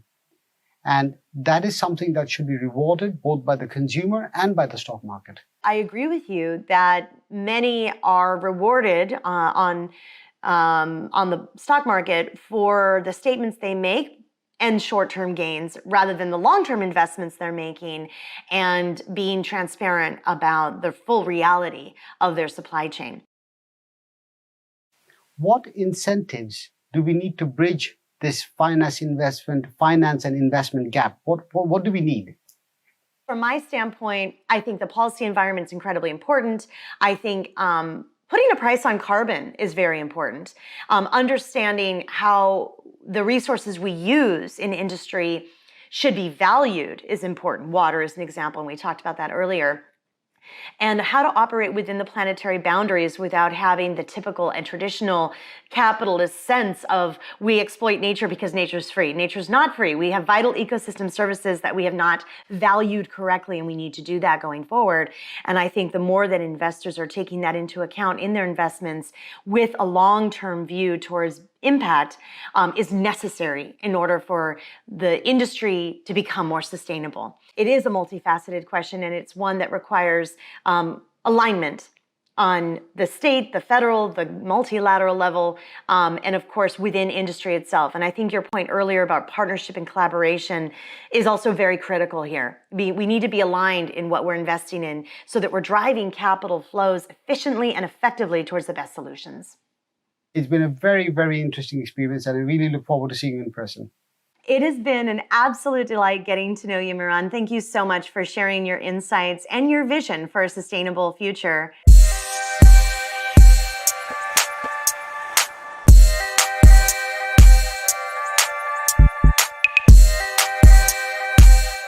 I'm Joey Zwillinger, co-founder and co-CEO of Allbirds. We're based in San Francisco, California. I believe that this is climate change specifically is the most existential threat we face as a species. And if we don't urgently solve the problems that we've created, we are going to run out of time. When we have this kind of focus, we can actually work together a bit more. We can vigorously compete for market share, but we can collaborate when it comes to sustainability. The thing that's most exciting about this agenda and that the vision is so focused on environmental and social aspects of how we do business in the fashion industry is that it recognizes an important point. When consumers touch the products and wear and buy the products that we sell, it's an emotional purchase for them. And it's a way of expressing a set of values. And if we have a system and a framework that puts environmental and social values first, we can communicate that through consumers. So when we think about ESG topics, we are working and reporting against that to the board level every single quarter. And then down below that, we pay all of our executives based on whether we achieve certain targets that we're promising to the board at the beginning of the year. And then it goes down to the really granular level. This is like making objective decisions on the inclusion of certain materials inside of products. And we weigh things, not just the normal stuff like cost, but also things like how much carbon emissions is it going to subtract and reduce from our product's life cycle. All of that matters, and having that integrated from end to end is the only way that action happens, and these frameworks really do matter. Hi, I'm James Bartle, and I'm the founding CEO of Outland Denim. We're based on Tamborine Mountain in Queensland, Australia. I'm passionate about driving the sustainability agenda forward, as I believe that the fashion industry could be the answer to some of the greatest social injustice issues we face today, along with the environmental degradation that's so closely associated with fashion. The Fashion CEO agenda is really important as it helps us as CEOs focus our attention into the areas that's going to have the greatest impact. It's also focused on collaboration. Collaboration, in my opinion, being one of the greatest things we're going to be able to do moving into the future is working together to be able to increase the impact that we can have together. I'm really excited by the new Fashion CEO agenda vision as it absolutely aligns with the core of Outland Denim to provide pathways to freedom through education and safe working environments, living wages, opportunities that exist for the most vulnerable. We're still also working toward cleaning up the denim industry through smarter choices of fabrics used in the construction and the way we're producing our products. Hello, hi, I'm Nikolai Refstrup. I'm the founder of Ganni, a global fashion brand that's based here in Copenhagen.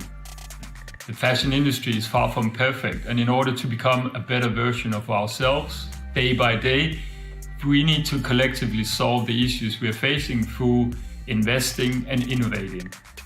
Our industry is for the most part self-regulating, so it's important for organizations like GFA to guide us all in a streamlined direction and ensure alignment across companies. The lockdown has provided an opportunity to rethink broken systems and shake up bad habits. The next step will be about putting tangible resources behind projects to accelerate further change. It's about putting your money where your mouth is.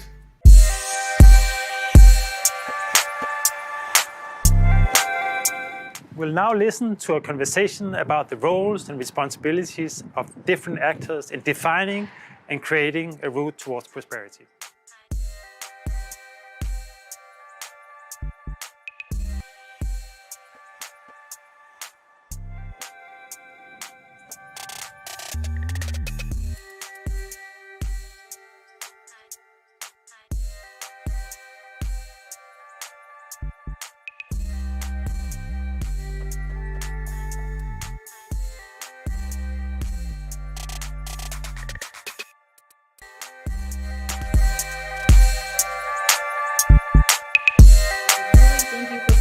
This time.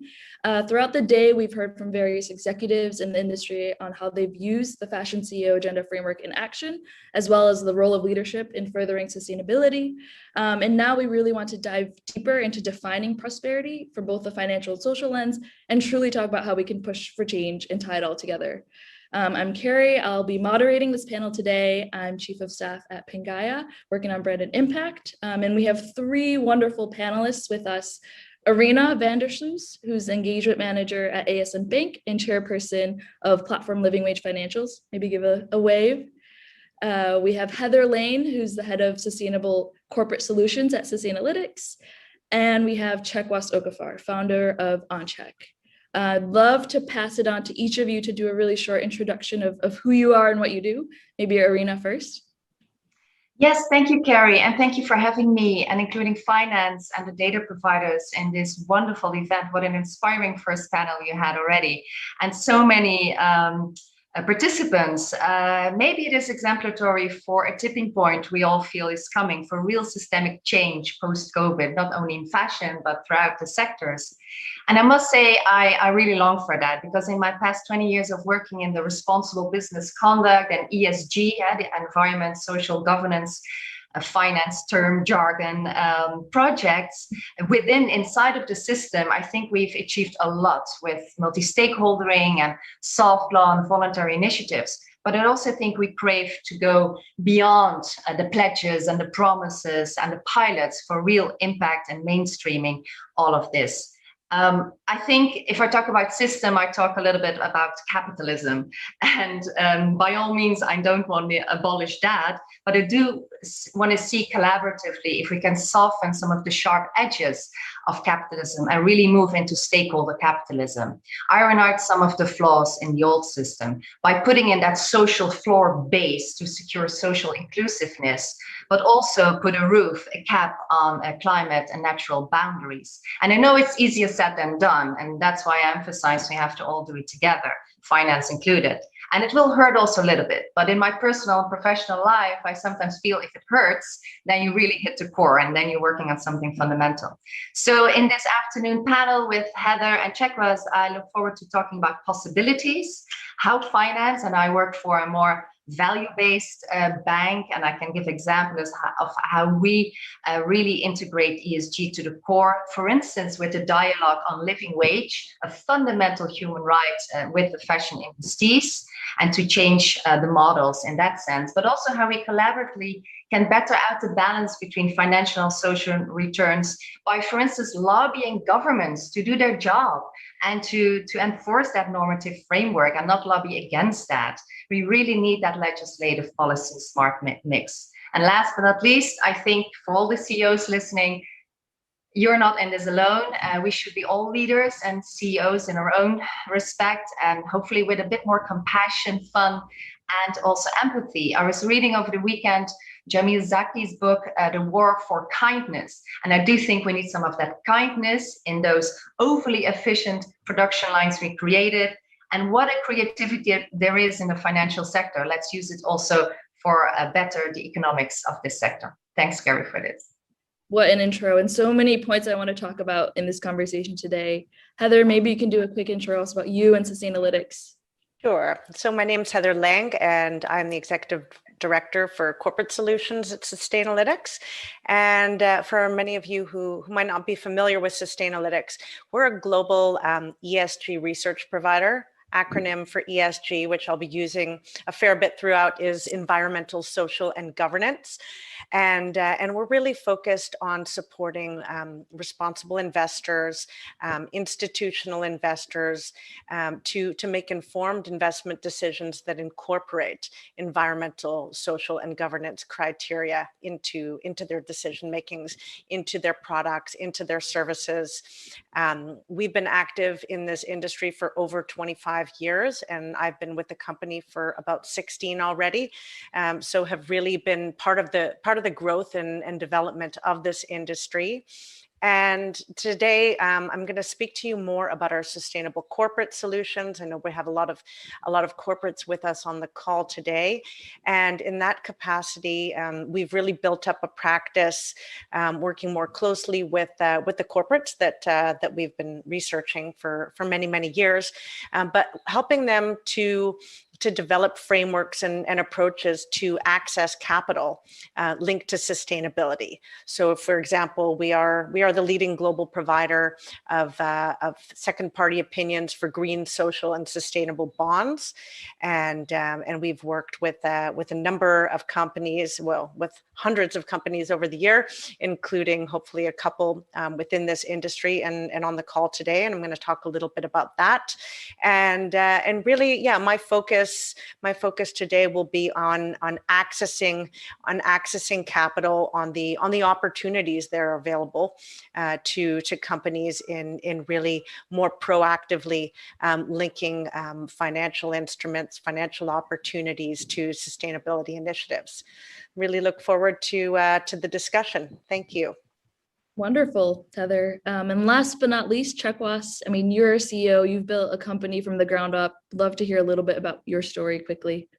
Well, thank you very much. My name is Chekwas Okafor. I am the founder of Oncheck. I started a company with the sole purpose to create jobs. So first step was we started oncheck.com, which is an African luxury e-commerce company. And then 2-3 years later, I came back to Nigeria and started a t-shirt brand. Because I felt that was the way to directly employ a lot of people. So I was obviously spend a lot of time talking about that aspect of the supply chain. Being a brand, we have a local brand, which is Merok. Being a brand and also manufacturing. So we are sort of like the gatekeepers in the supply chain. So, when we get funding and we have living wages, we're the people that probably should, will be implementing those things in a way that environmentally friendly. So I'll be speaking in that capacity as well as a manufacturer as well. So I look forward to connecting and sharing my thoughts on that. Wonderful. Well, let's get started. To kick off the conversation, I'd love to set the baseline. So the Fashion CEO agenda sets a vision for the fashion industry and, of course, addresses some of the most material topics for the industry and investors alike. Arena, maybe you could talk to and kick us off on why does the financial industry really need to define prosperity broader than returns on investment and profit and the traditional take on the bottom line? Yes, thanks, Gary. Yes, so in my introduction already said that it is really valuable to keep on working and pioneering, fleshing things out inside of the system, but we also have to shake the system up a little bit and soften the edges. And I think working at ASN Bank here in the Netherlands, we are pioneering in the sense that we put ESG first, so the environmental, social, and governance criteria first. So I can give you a little bit of an idea how we work. By the way, we is the sustainability department that consists of 12 people out of a very modest-sized bank, 150 people. So that also shows that we hire the expertise. So we want to be the engagers that actually know what we're talking about. And so we first apply our stringent ESG criteria to projects and possible investees. And then we give over that batch over towards our portfolio managers who think about, well, what would be financial returns in this batch to choose from. So that's different than most other financial organizations. Also, we determined long-term goals, not only on human rights, which is the living wage, I'll be talking about that, but also on climate positivity, actually. We want to extract more carbon out than we put out there, and also on biodiversity, no net loss. And so we have formed partnerships on carbon accounting financials and biodiversity accounting as well. And in that sense, we are pioneering and getting also more mainstream investors along the way. But to zoom in a little bit on meaningful engagement that we have already now for 4 years with around 31 investees in the garment and fashion industry. The reason we focus on that enabling human right of a living wage is that we as a financial sector are also asked to do our due diligence. So our saliency is in the sectors, for instance, the fashion, but also in the food, agri, retail, and the endemic low wages there. And then we said, okay, there is not yet so much data out there, so we're gonna do ourselves create a method. So, and that is still quite unprecedented that we have people also in the 16 other financial organizations that are part of our platform representing 2.8 trillion euros assets under management and still growing. We started in Holland, but it's growing to Amundi in France, BMO in the UK, and Swedish and Norwegian partners coming to the platform. We use that method to assess our investees on how they perform on living wages, and we use that every year, and we communicate that openly always on the website livingwage.nl. And we also consult regularly our friends of the platform, which are NGOs and academics. So we get all the new tools and tricks also in the engagement talks. And I think the reason why I call it meaningful engagement is that we deep dive in it. We annually assess, we have really profound expertise talks with many of them listening in, I think. And we also are not afraid at ASN Bank to say at a certain point we divest if there's no progress. And I think that's the carrot and stick we have as an investor. And of course, divestment is a big stick, but on the other side of the spectrum, and that's also the UNPRI asking us to do that, active ownership, and really be somebody, like for instance, Deliveroo the other day. It went to the stock, but then some of the shareholders said, no, we don't trust the labor rights in this company. That's a good example of active ownership, and that is something that the finance can do even more, I think. Yeah. Great. So many different pieces there. I think one to pull out, to summarize on prosperity is more than just financial returns. It's also climate positivity, biodiversity, and also the social aspect. And to tie that into Traceability and what you do, I know you just mentioned before that you hadn't really heard the term ESG before, but what's interesting is that the work you've been doing for the last 10, 15 years has really been centered around ESG. Can you talk about your take on prosperity and your story in Nigeria as well? Absolutely. So my true north has always been how can I create as many jobs as possible with my whatever I could.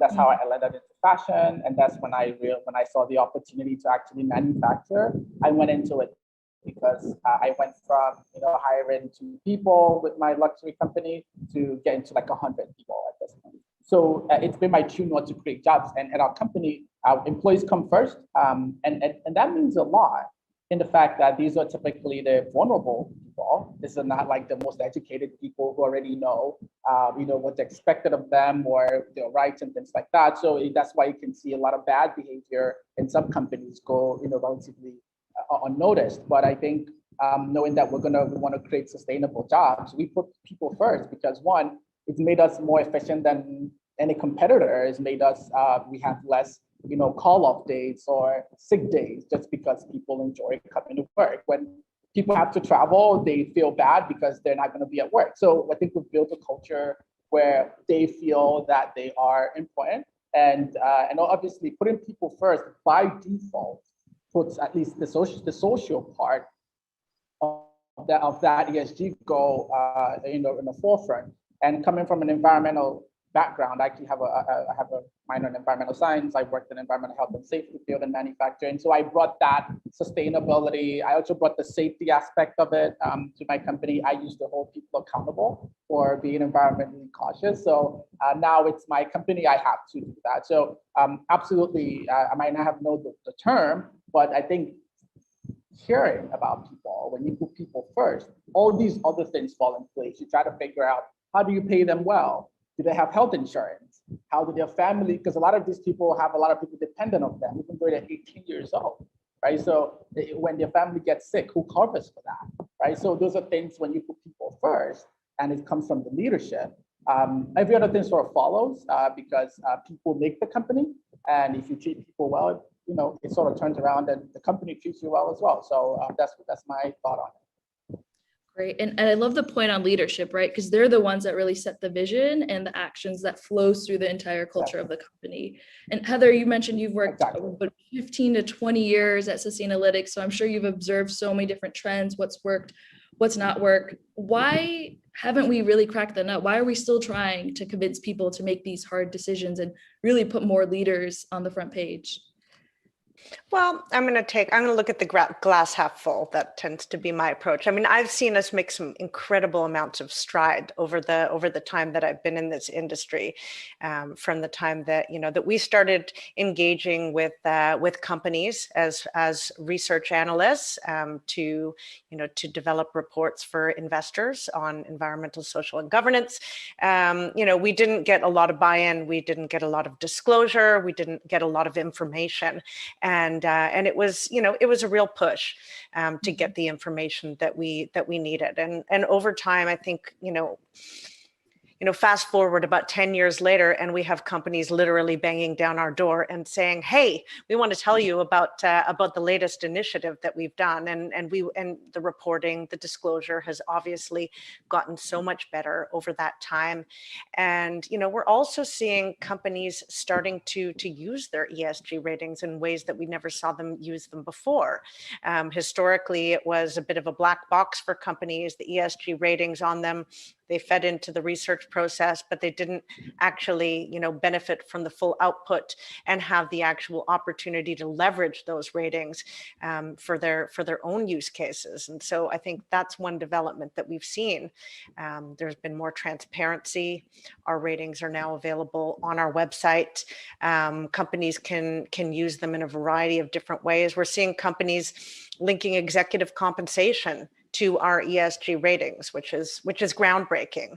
We're seeing companies starting to assess their suppliers and provide, preferential procurement or identify red flags among their supply chain based on our ESG ratings that they're requiring their suppliers to get. So I think there's been a tremendous amount of headway. We still have a ways to go. but yeah, I think really the collaboration, the fact that this is mainstreaming, this is no longer a niche part of the industry. We're seeing some of the biggest investors in the world starting to expect this, and we're seeing some of the most influential companies really demonstrating their leadership. So again, I think it's all relative, but we have made a lot of progress. Can I ask a question, Carrie? Yeah, go ahead. I think, Heather, we kind of started in the business at the same time, because I can only echo what you're saying, indeed, with what you're describing, that it is going to be more the new normal. However, I do a question for you. Do you agree also with me that the S of ESG, the social side of ESG, that is only the last years that came up? In my own experience, and also some of my colleagues in the finance world, the environment, was easier to quantify, was easier to find a business case. And with the S, you have so many human rights. I mean, human rights go back, foundation of ILO 1919 was fair remuneration, and we're still discussing living wage benchmarks, etc. But it hasn't manifested so much in the social realm, and there is so much linkages as well between the social realm and the climate. I mean, I'm working on the whole dossier of the solar panels and the Uyghur forced labor in China. So, I mean, it's green and it's forced labor. So do you think that when we look at the future, we have to deep dive more in the social realm and in the interlinkedness between climate, nature, and social? Yeah, absolutely. And this is something I've been saying for many years. And I think the challenge is, as you pointed out, Irina, is that it's hard to quantify, and that because of that, it's hard to measure, it's hard to report on, it's hard to compare across industries, and so there's a lot of gray in there. But yeah, I think maybe if you shift over to the bond side of things, which is what I'm more connected to these days. I mean, we have seen, so green bonds have been very popular for a number of years. We've seen a lot of green bond issuance, very clear, very direct impact to, reducing GHG emissions, increasing renewables, green buildings, etc. Social use proceeds were, what was a smaller area of focus within the market. We really saw that pick up in the last year alone. I think COVID was a little bit of a trigger to see more of the focus on the S in ESG. We saw that the market responded and really addressed some of the key, socioeconomic impacts of COVID, impacts on employment, impacts on financial inclusion, access to healthcare, etc. And also starting to see those linkages, as you mentioned, between the environmental and social. So that's where we have sustainability bonds, which include both environmental and social use of proceeds. We saw a rise on, in both types of issuance in the last year, significant compared to what we had seen in previous years. Okay, if I might just ask, I don't want to draw this out, and Irina or Heather can answer this. What have you all seen from, that's the challenge for that? What has been the biggest challenge for the social part to be difficult, even from the supplier side, not necessarily because that masking, it doesn't seem like it's that difficult, but I don't have 10,000 employees, so I'm pretty sure I might grow into that problem, right? So is there anything somebody like me should be aware of that has been the challenge, why this S part of the ESG seems to be a bit challenging? Yeah, thanks for that, Chekwas. And I don't have 10,000 employees either, so I just can speak a little bit from a distance as well. But the fact that you can quantify carbon emissions, etc., and you put it in Excel, and bankers love Excel, so that's easy part. Well, easier part. In that sense. The social part, as I said, I mean, I think out of the 33 articles in the Human Rights Declaration we have, and all that the covenants that came after, and declarations and UNGPs and the OECD guidelines, etc., you have for your own sector and business to do your due diligence and say, okay, what is the 1 or 2 or 3 main areas in the social realm that I'm going to focus on? And if that, for instance, is wages, you have to also deal with freedom of association, and it's interlinked, usually 2 or 3 of these social themes. And then the data out there, of course, is one thing, but of course, you mentioned the supply chains.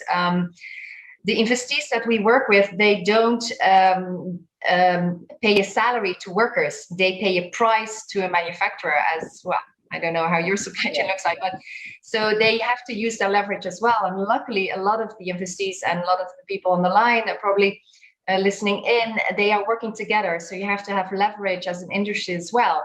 But then also, to mention the white elephant in the room, investees go to these places because of the low wages as well. I mean, not always, but it's part of the whole package. So we're actually asking them to tweak exactly where it hurts, to change the business model a little bit, and to have open costing models. And that's not easy. That takes time to transition. I think what's really interesting to take away from all of this is that you guys are pretty much on the forefront, right, of sustainability and social and ESG, but we don't have all the answers. We're all working our way through, and it's progress over perfection. And I really, really hear that. One question also for Heather, I know you mentioned green bonds earlier. Can you talk a bit about the latest green bonds with H&M? And I know they mentioned on the other panel, and you brought it up as well. We'd love to hear more how that was structured. Yeah, sure. I'd like to talk about that. So as Helena mentioned on the previous panel, and I was planning to highlight as well. I guess maybe just to take a step back, we've worked with issuers across a number of different industries over the years, but we just started working with apparel companies in the last year or so. And VF Corporation was actually the first apparel company that we worked on a second party opinion for their green bond framework. And earlier this year, we had the opportunity to work with H&M. They issued a sustainability linked bond. It's a little bit different from a green bond or any type of use of proceed bond, in that the focus is on general purpose financing, but the coupon rate of the bond is actually linked to key KPIs and sustainability performance targets that are identified by the issuer together with their underwriter. And so in the case of H&M sustainability linked bond, which they just issued back in January, they identified 3 specific sustainability performance targets that they want to reach by 2025 compared to a 2017 baseline. The first is to increase the share of recycled materials to 30% of total material inputs. The second is to decrease scope 1 and 2 emissions by 20%. And the third is to decrease scope 3 upstream emissions by 10%. And so Sustainalytics, as the external reviewer, assessed those specific targets as ambitious, really quite ambitious relative to what we've seen in the industry, and also very relevant to the company's core sustainability strategy, which is another thing that we really look to, and we know that our investors are looking at as well, is alignment of what the company's bond framework is in relation to the issuer's overall sustainability commitments and strategy. So yeah, we were very excited that was the first sustainability linked bond to be issued by an apparel company, and I hope we'll see more of those to come. What are some of the barriers for maybe smaller companies like the size of OnCheck or others to also create more sustainability bonds like that? Why is this the first one? Yeah, I think it's really, the challenge is scaling. Really, you have to have a sufficient amount of assets to finance through the bond. And so, one way, we do tend to see the larger cap companies doing this overall. We also see that with use of proceed finance, you can target multiple different categories at once, which is why many companies are issuing sustainability bonds that could have multiple environmental categories, multiple social categories and really be able to scale things up more. But I think other opportunities that are accessible maybe to smaller companies that may have a challenge issuing that type of bond right now would be to access a sustainability linked loan, for example, through as either a bilateral loan from a bank or as a revolving credit facility, and be able to get preferential interest rates from a bank that really is forward looking and positioning itself well on sustainable finance. Get favorable interest rates if you can demonstrate to that lender or syndicate that you are improving on your sustainability performance, either with respect to a more holistic ESG rating or with respect to specific KPIs that are material to your business. And is there a possibility, Heather, to link the workers and supply chains to all of this, maybe with microfinance? Yeah, I mean, I think in the social bond space there is, one of the, some of the categories in there really align themselves to small to mid-sized enterprises, to suppliers. I don't think we haven't seen a lot. We've seen a fair bit on the sustainable procurement side, but more with an environmental focus, circularity, material inputs, less so on the social side. So I would say that there's a definite opportunity for some innovation and leadership there. Wonderful. I think one thing also to touch on, we've talked a bit about environmental as well as social and how difficult it is when it's difficult to track the numbers. Governance, we didn't touch as much on. So next week, actually, GFA is hosting a policy event. And I'm curious to hear from each of you, what is the number one policy change that would help your company accelerate its work on improving the environment and also on the social labor aspects? I can start still generally, because we are environmentally conscious and we have people in front and we think about environmental causes. Ours is just challenging for a startup, right? It's just challenging to even scale, because the reality is how many suppliers do we have?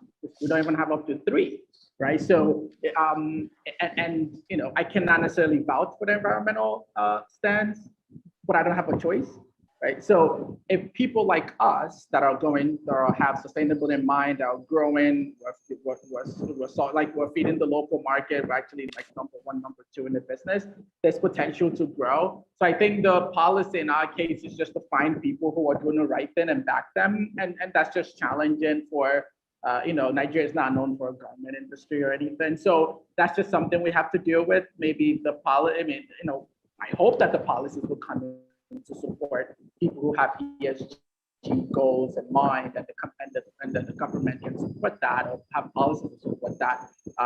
But at this point, it's just not there. So we basically have to kind of line ourselves up with like maybe investors, more especially maybe impact investors. So at this point, I just, if there can just be policies to support growing businesses that have ESGs and on top of mind would be very helpful. But it's just, I don't see that happening anytime soon in my country. Well, good question, Carrie, and interesting indeed. So if you talk about corporate governance, and that's the G in ESG, I suppose, we always check, of course, if there's board level commitment on these ESG issues. And yeah, I think maybe some more ownership, again, bringing it really to the core and to the top in the company could really help.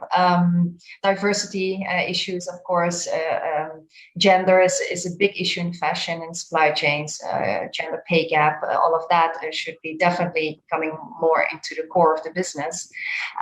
But if you ask me this question, Carrie, then I'm also thinking about, again, that CEOs and boards don't have to do this alone, and that governments should really now do their job and put in those, that normative framework that is now soft law, and put in that smart mix of some harder law. And they have been doing that in Brussels for the finance sector.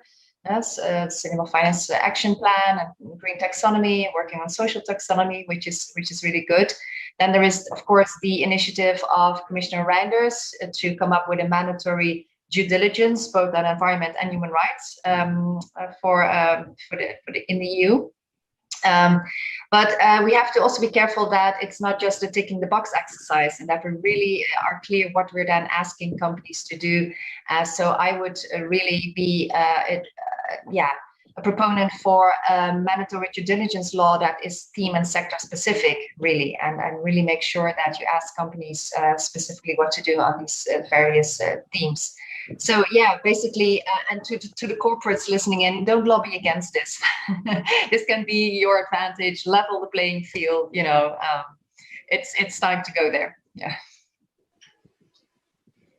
Yeah, I guess just to, you know, to speak to our business line, I mean, I think a lot of the regulatory developments are already underway and taking effect. I mean, especially in the EU, where the regulatory environment has been moving fast.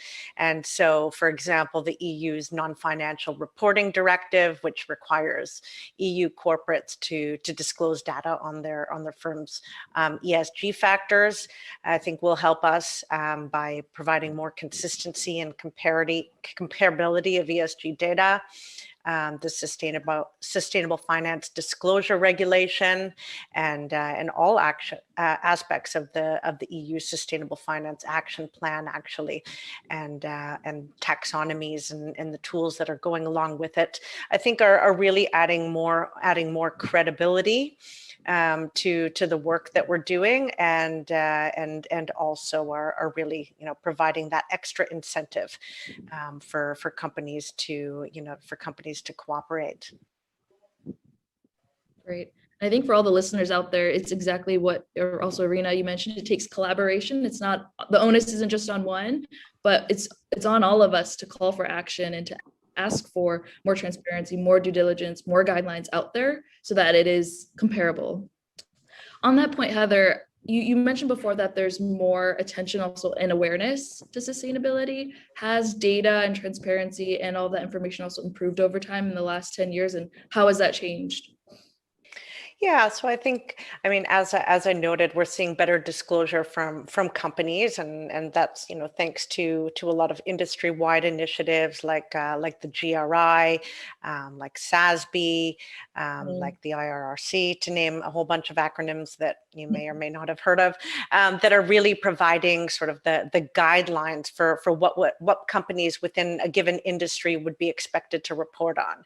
It's not just about, you know, how much they're reporting, you know, the volume of the reporting, but it's about reporting on what's material, and that's where things have really evolved. We're seeing companies really, you know, unpack what those material areas of impact are for them as a company, given their business model, given the regions in which they're operating, and really reporting on what matters the most. So I think that's been an important development, and again, you know, we're starting to see these ESG ratings being looked at more broadly, you know, even alongside a credit rating, to inform investment decisions, and so, you know, with that in mind, companies are getting more questions from their investors. There's more scrutiny, and they feel more accountable for the ratings and for the reporting that goes into that. And you know, we've certainly seen a lot of enhanced motivation to engage in our research process since we made our ratings publicly available on our website. Companies are keen to look up their own rating and understand that, unpack it a little bit more. Also to look at the ratings of their peers and understand where they fit in relative to their peers, and will often reach out to us, and then we can explore further opportunities to work together to better understand where there may be gaps, for example, in their performance and relative to some of their peers or to best industry practice, for example. Yeah. Heather, the quick question is, when you say companies, they're mostly like brands, or is it just brands and retailers? Like when you say companies, it's typically like, you know, big brands, or is it more than that? Or is it like supply chain? Well, yeah, no, that's a very good question. I mean, historically, I mean, we've focused mostly on large cap publicly traded companies across all industries and globally. But we have seen a lot more, smaller cap, even in many cases, private companies coming to us in the last couple of years and wanting to get rated and work with us. So it's not only, not only the largest public companies anymore.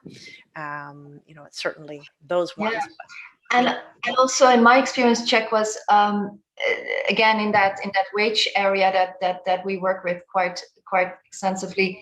We see that, for instance, some of the smaller not listed companies working together in, for instance, a Fair Wear Foundation or in other multi-stakeholder initiatives, and maybe you know them better than I do, but that some of the pioneering work they're doing in a more safe laboratory, because it's not so huge volume, that can really be an inspiration, and we use it in our engagement with the larger companies. So I think we can all learn from each other there. Yeah, but although I agree with Heather on data and reporting, I do also want to emphasize that it is still humans at work here. So we also should sometimes go beyond data and reporting. And that is what I want to really call CEOs on, to be more relaxed and transparent with questions, and also say something that you can do. I mean, why hide behind, only shiny reports, although lots of it is true. Just say also something, push back, like this I can do and this I can, but be a little bit more relaxed and transparent about these issues, because we all have to figure out this jointly together. That's a really, really great takeaway. And I think it, like you said, it's all about collective action. I'm just looking at the time and we have around 5 minutes left. So maybe I'll mention some audience questions before we do a wrap up here, if that sounds great to you guys. The first one for Czechwas, what difficulties do you face as an entrepreneur focused on job creation in Nigeria, and what do you need to grow your company further? So very good question. So obviously, just like any other business, there's just a lot of difficulty. But for a company like us, that was like we're actually the first indigenous brand making basic wear, even though we've had the supply chain for 60 years.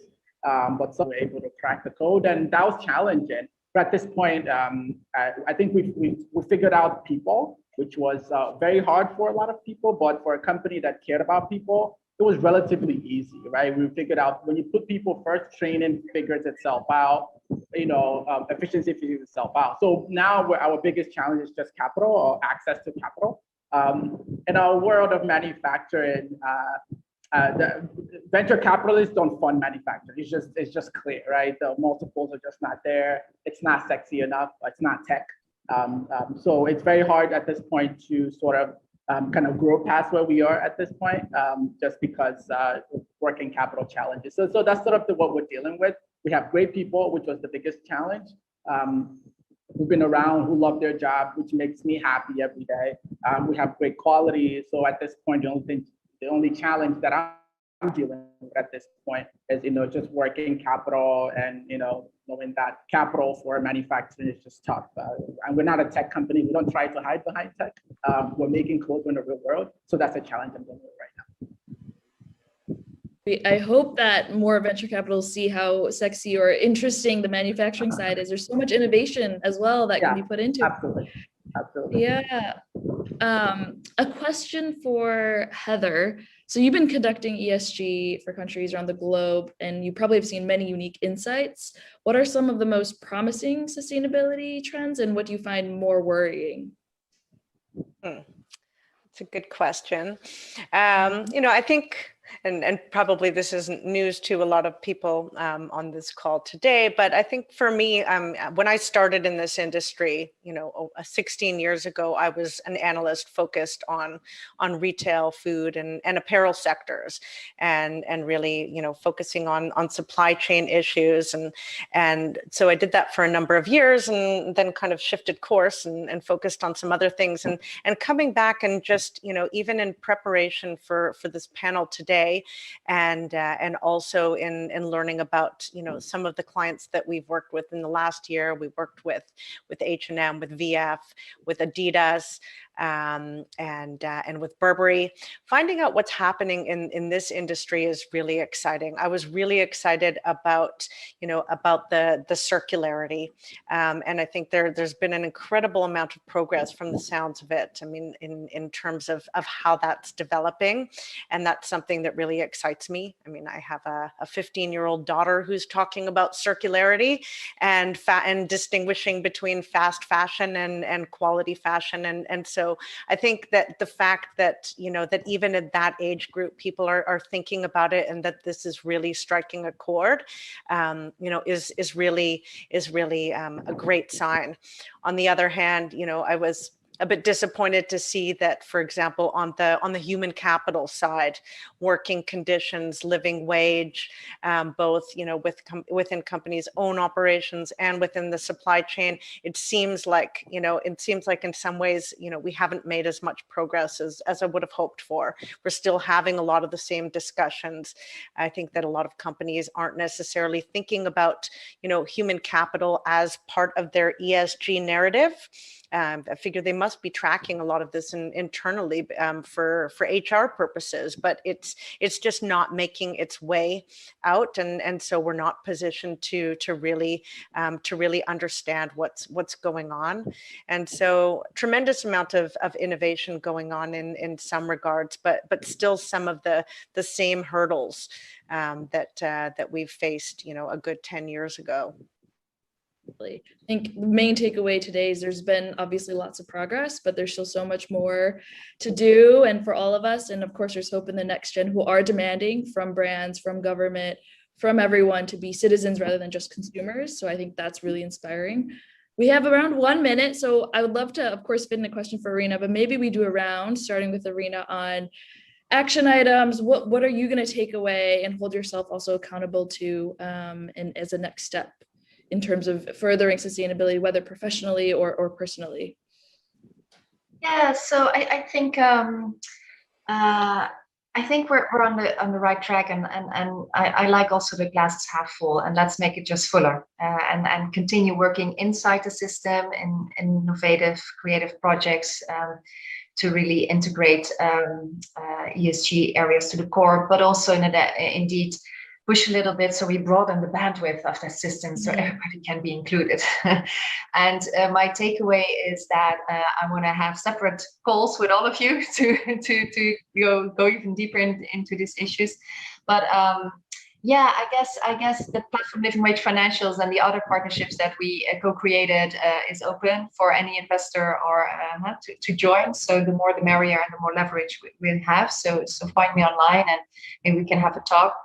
And also, personally, to keep a nice work-life balance, because I think sometimes some leisure and relaxation and laughter can bring up some creative ideas that we desperately need also in the workforce and field. So thanks for this panel today. Maybe 10 seconds from Chekwas and Heather both. We're a little past time, but would love to hear from you on a key takeaway. Yeah, absolutely. So key takeaway is obviously spent a lot of time talking about ESG, and it's been clear that the S part has been a challenge. So as an operator, as a manufacturer, and the other manufacturers out there, if it might be challenging, but I think if you just care of, put people first, it can actually help the brands and these companies, to kind of act accordingly, and that it takes price, that it takes cost, and all that. Just put people first. It's definitely difficult, but I think that will help. That's people, because we're the gateway. We're the people who are implying people. So that's basically it. Great. And last very fast. Yeah, I hope to work with more companies on this call, more fashion companies, more apparel companies to link their sustainability initiatives and unlock new pools of capital and to really innovate in terms of the targets and use of proceeds. Maybe delve more into the S, delve further on the circularity, and really to help build up sustainable finance in this industry. Super. Well, thanks to everyone for tuning in. The next session will be from NGOs on the importance of collaboration and collective action, also touched upon here, but thanks to everyone for tuning in and take care. Thank you.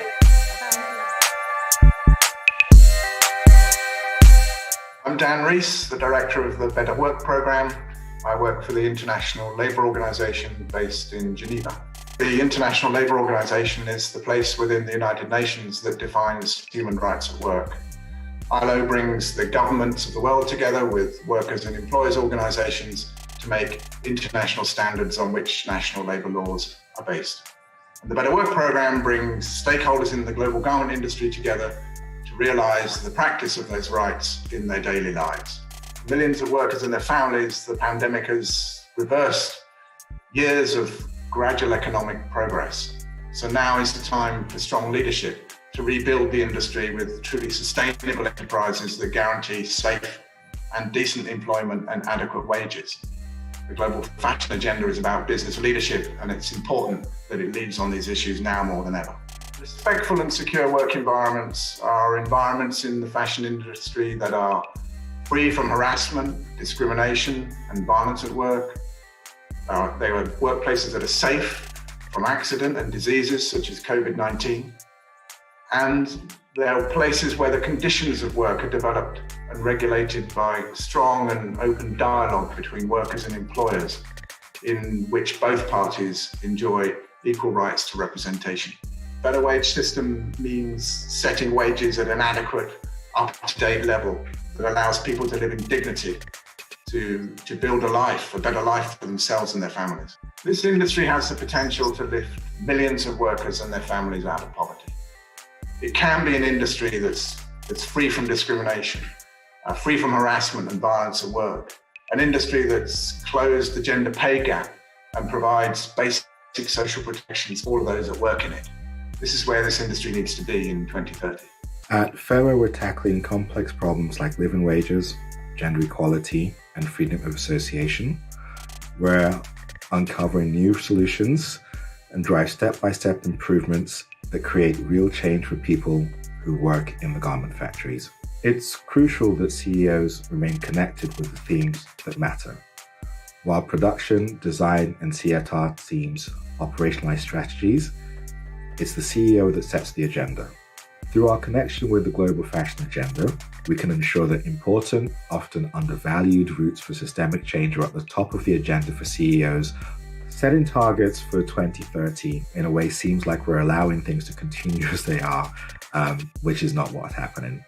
We need to show respect to our business partners now.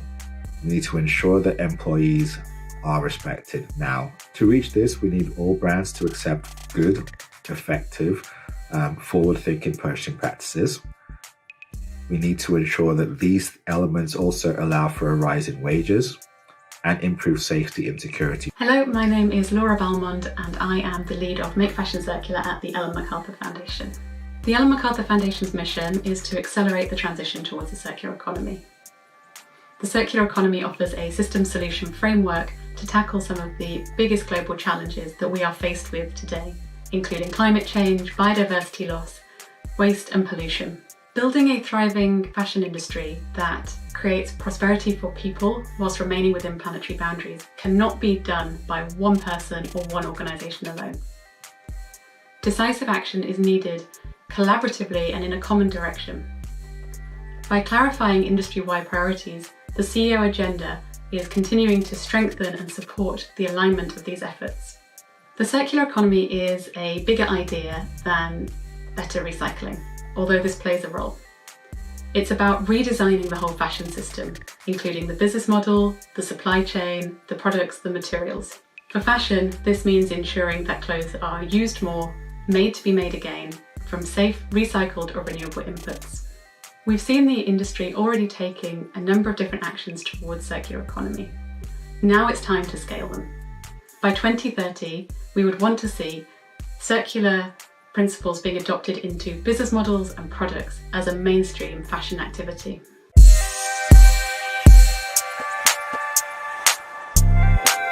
Leadership is required at all levels to achieve our vision of a prosperous industry. Today, we've heard from leaders from brands and manufacturers and the investment community. We also need strong leadership from policymakers. And let me now introduce my colleague, Mr. Jonas Ida Hansen, that leads our public affairs work. Global Fashion Agenda works to convene fashion industry players with policymakers in order to significantly improve the industry performance around sustainability. This is something that we've been doing and are continuously advocating for more around. We have seen that legislation is not completely updated to where we want to go today. Just take an example in terms of the circular economy.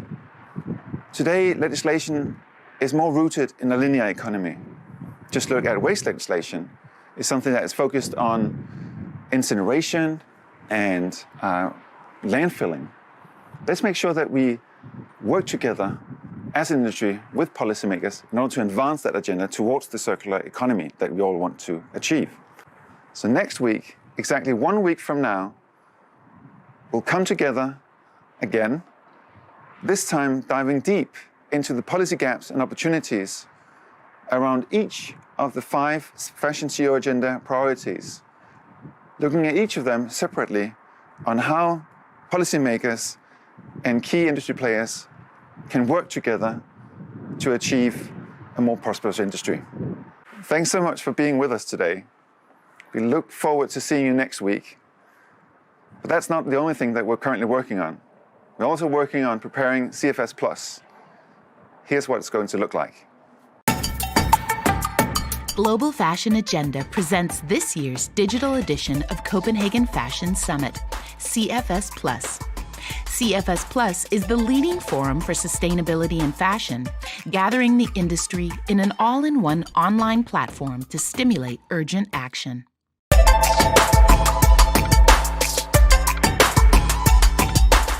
Last year, over 8,000 people tuned in live to hear the latest views and engaging dialogues from industry experts. This year, CFS Plus will go live on 7th and 8th of October. Join us over 2 days to experience content broadcasts from our studio in Copenhagen and new networking features that will connect attendees across the world.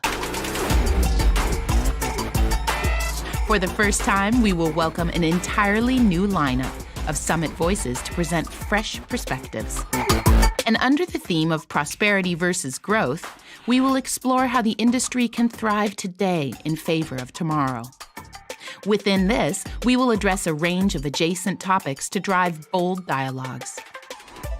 Tickets coming soon. Stay tuned to be a part of our journey to make sustainability fashion's first priority.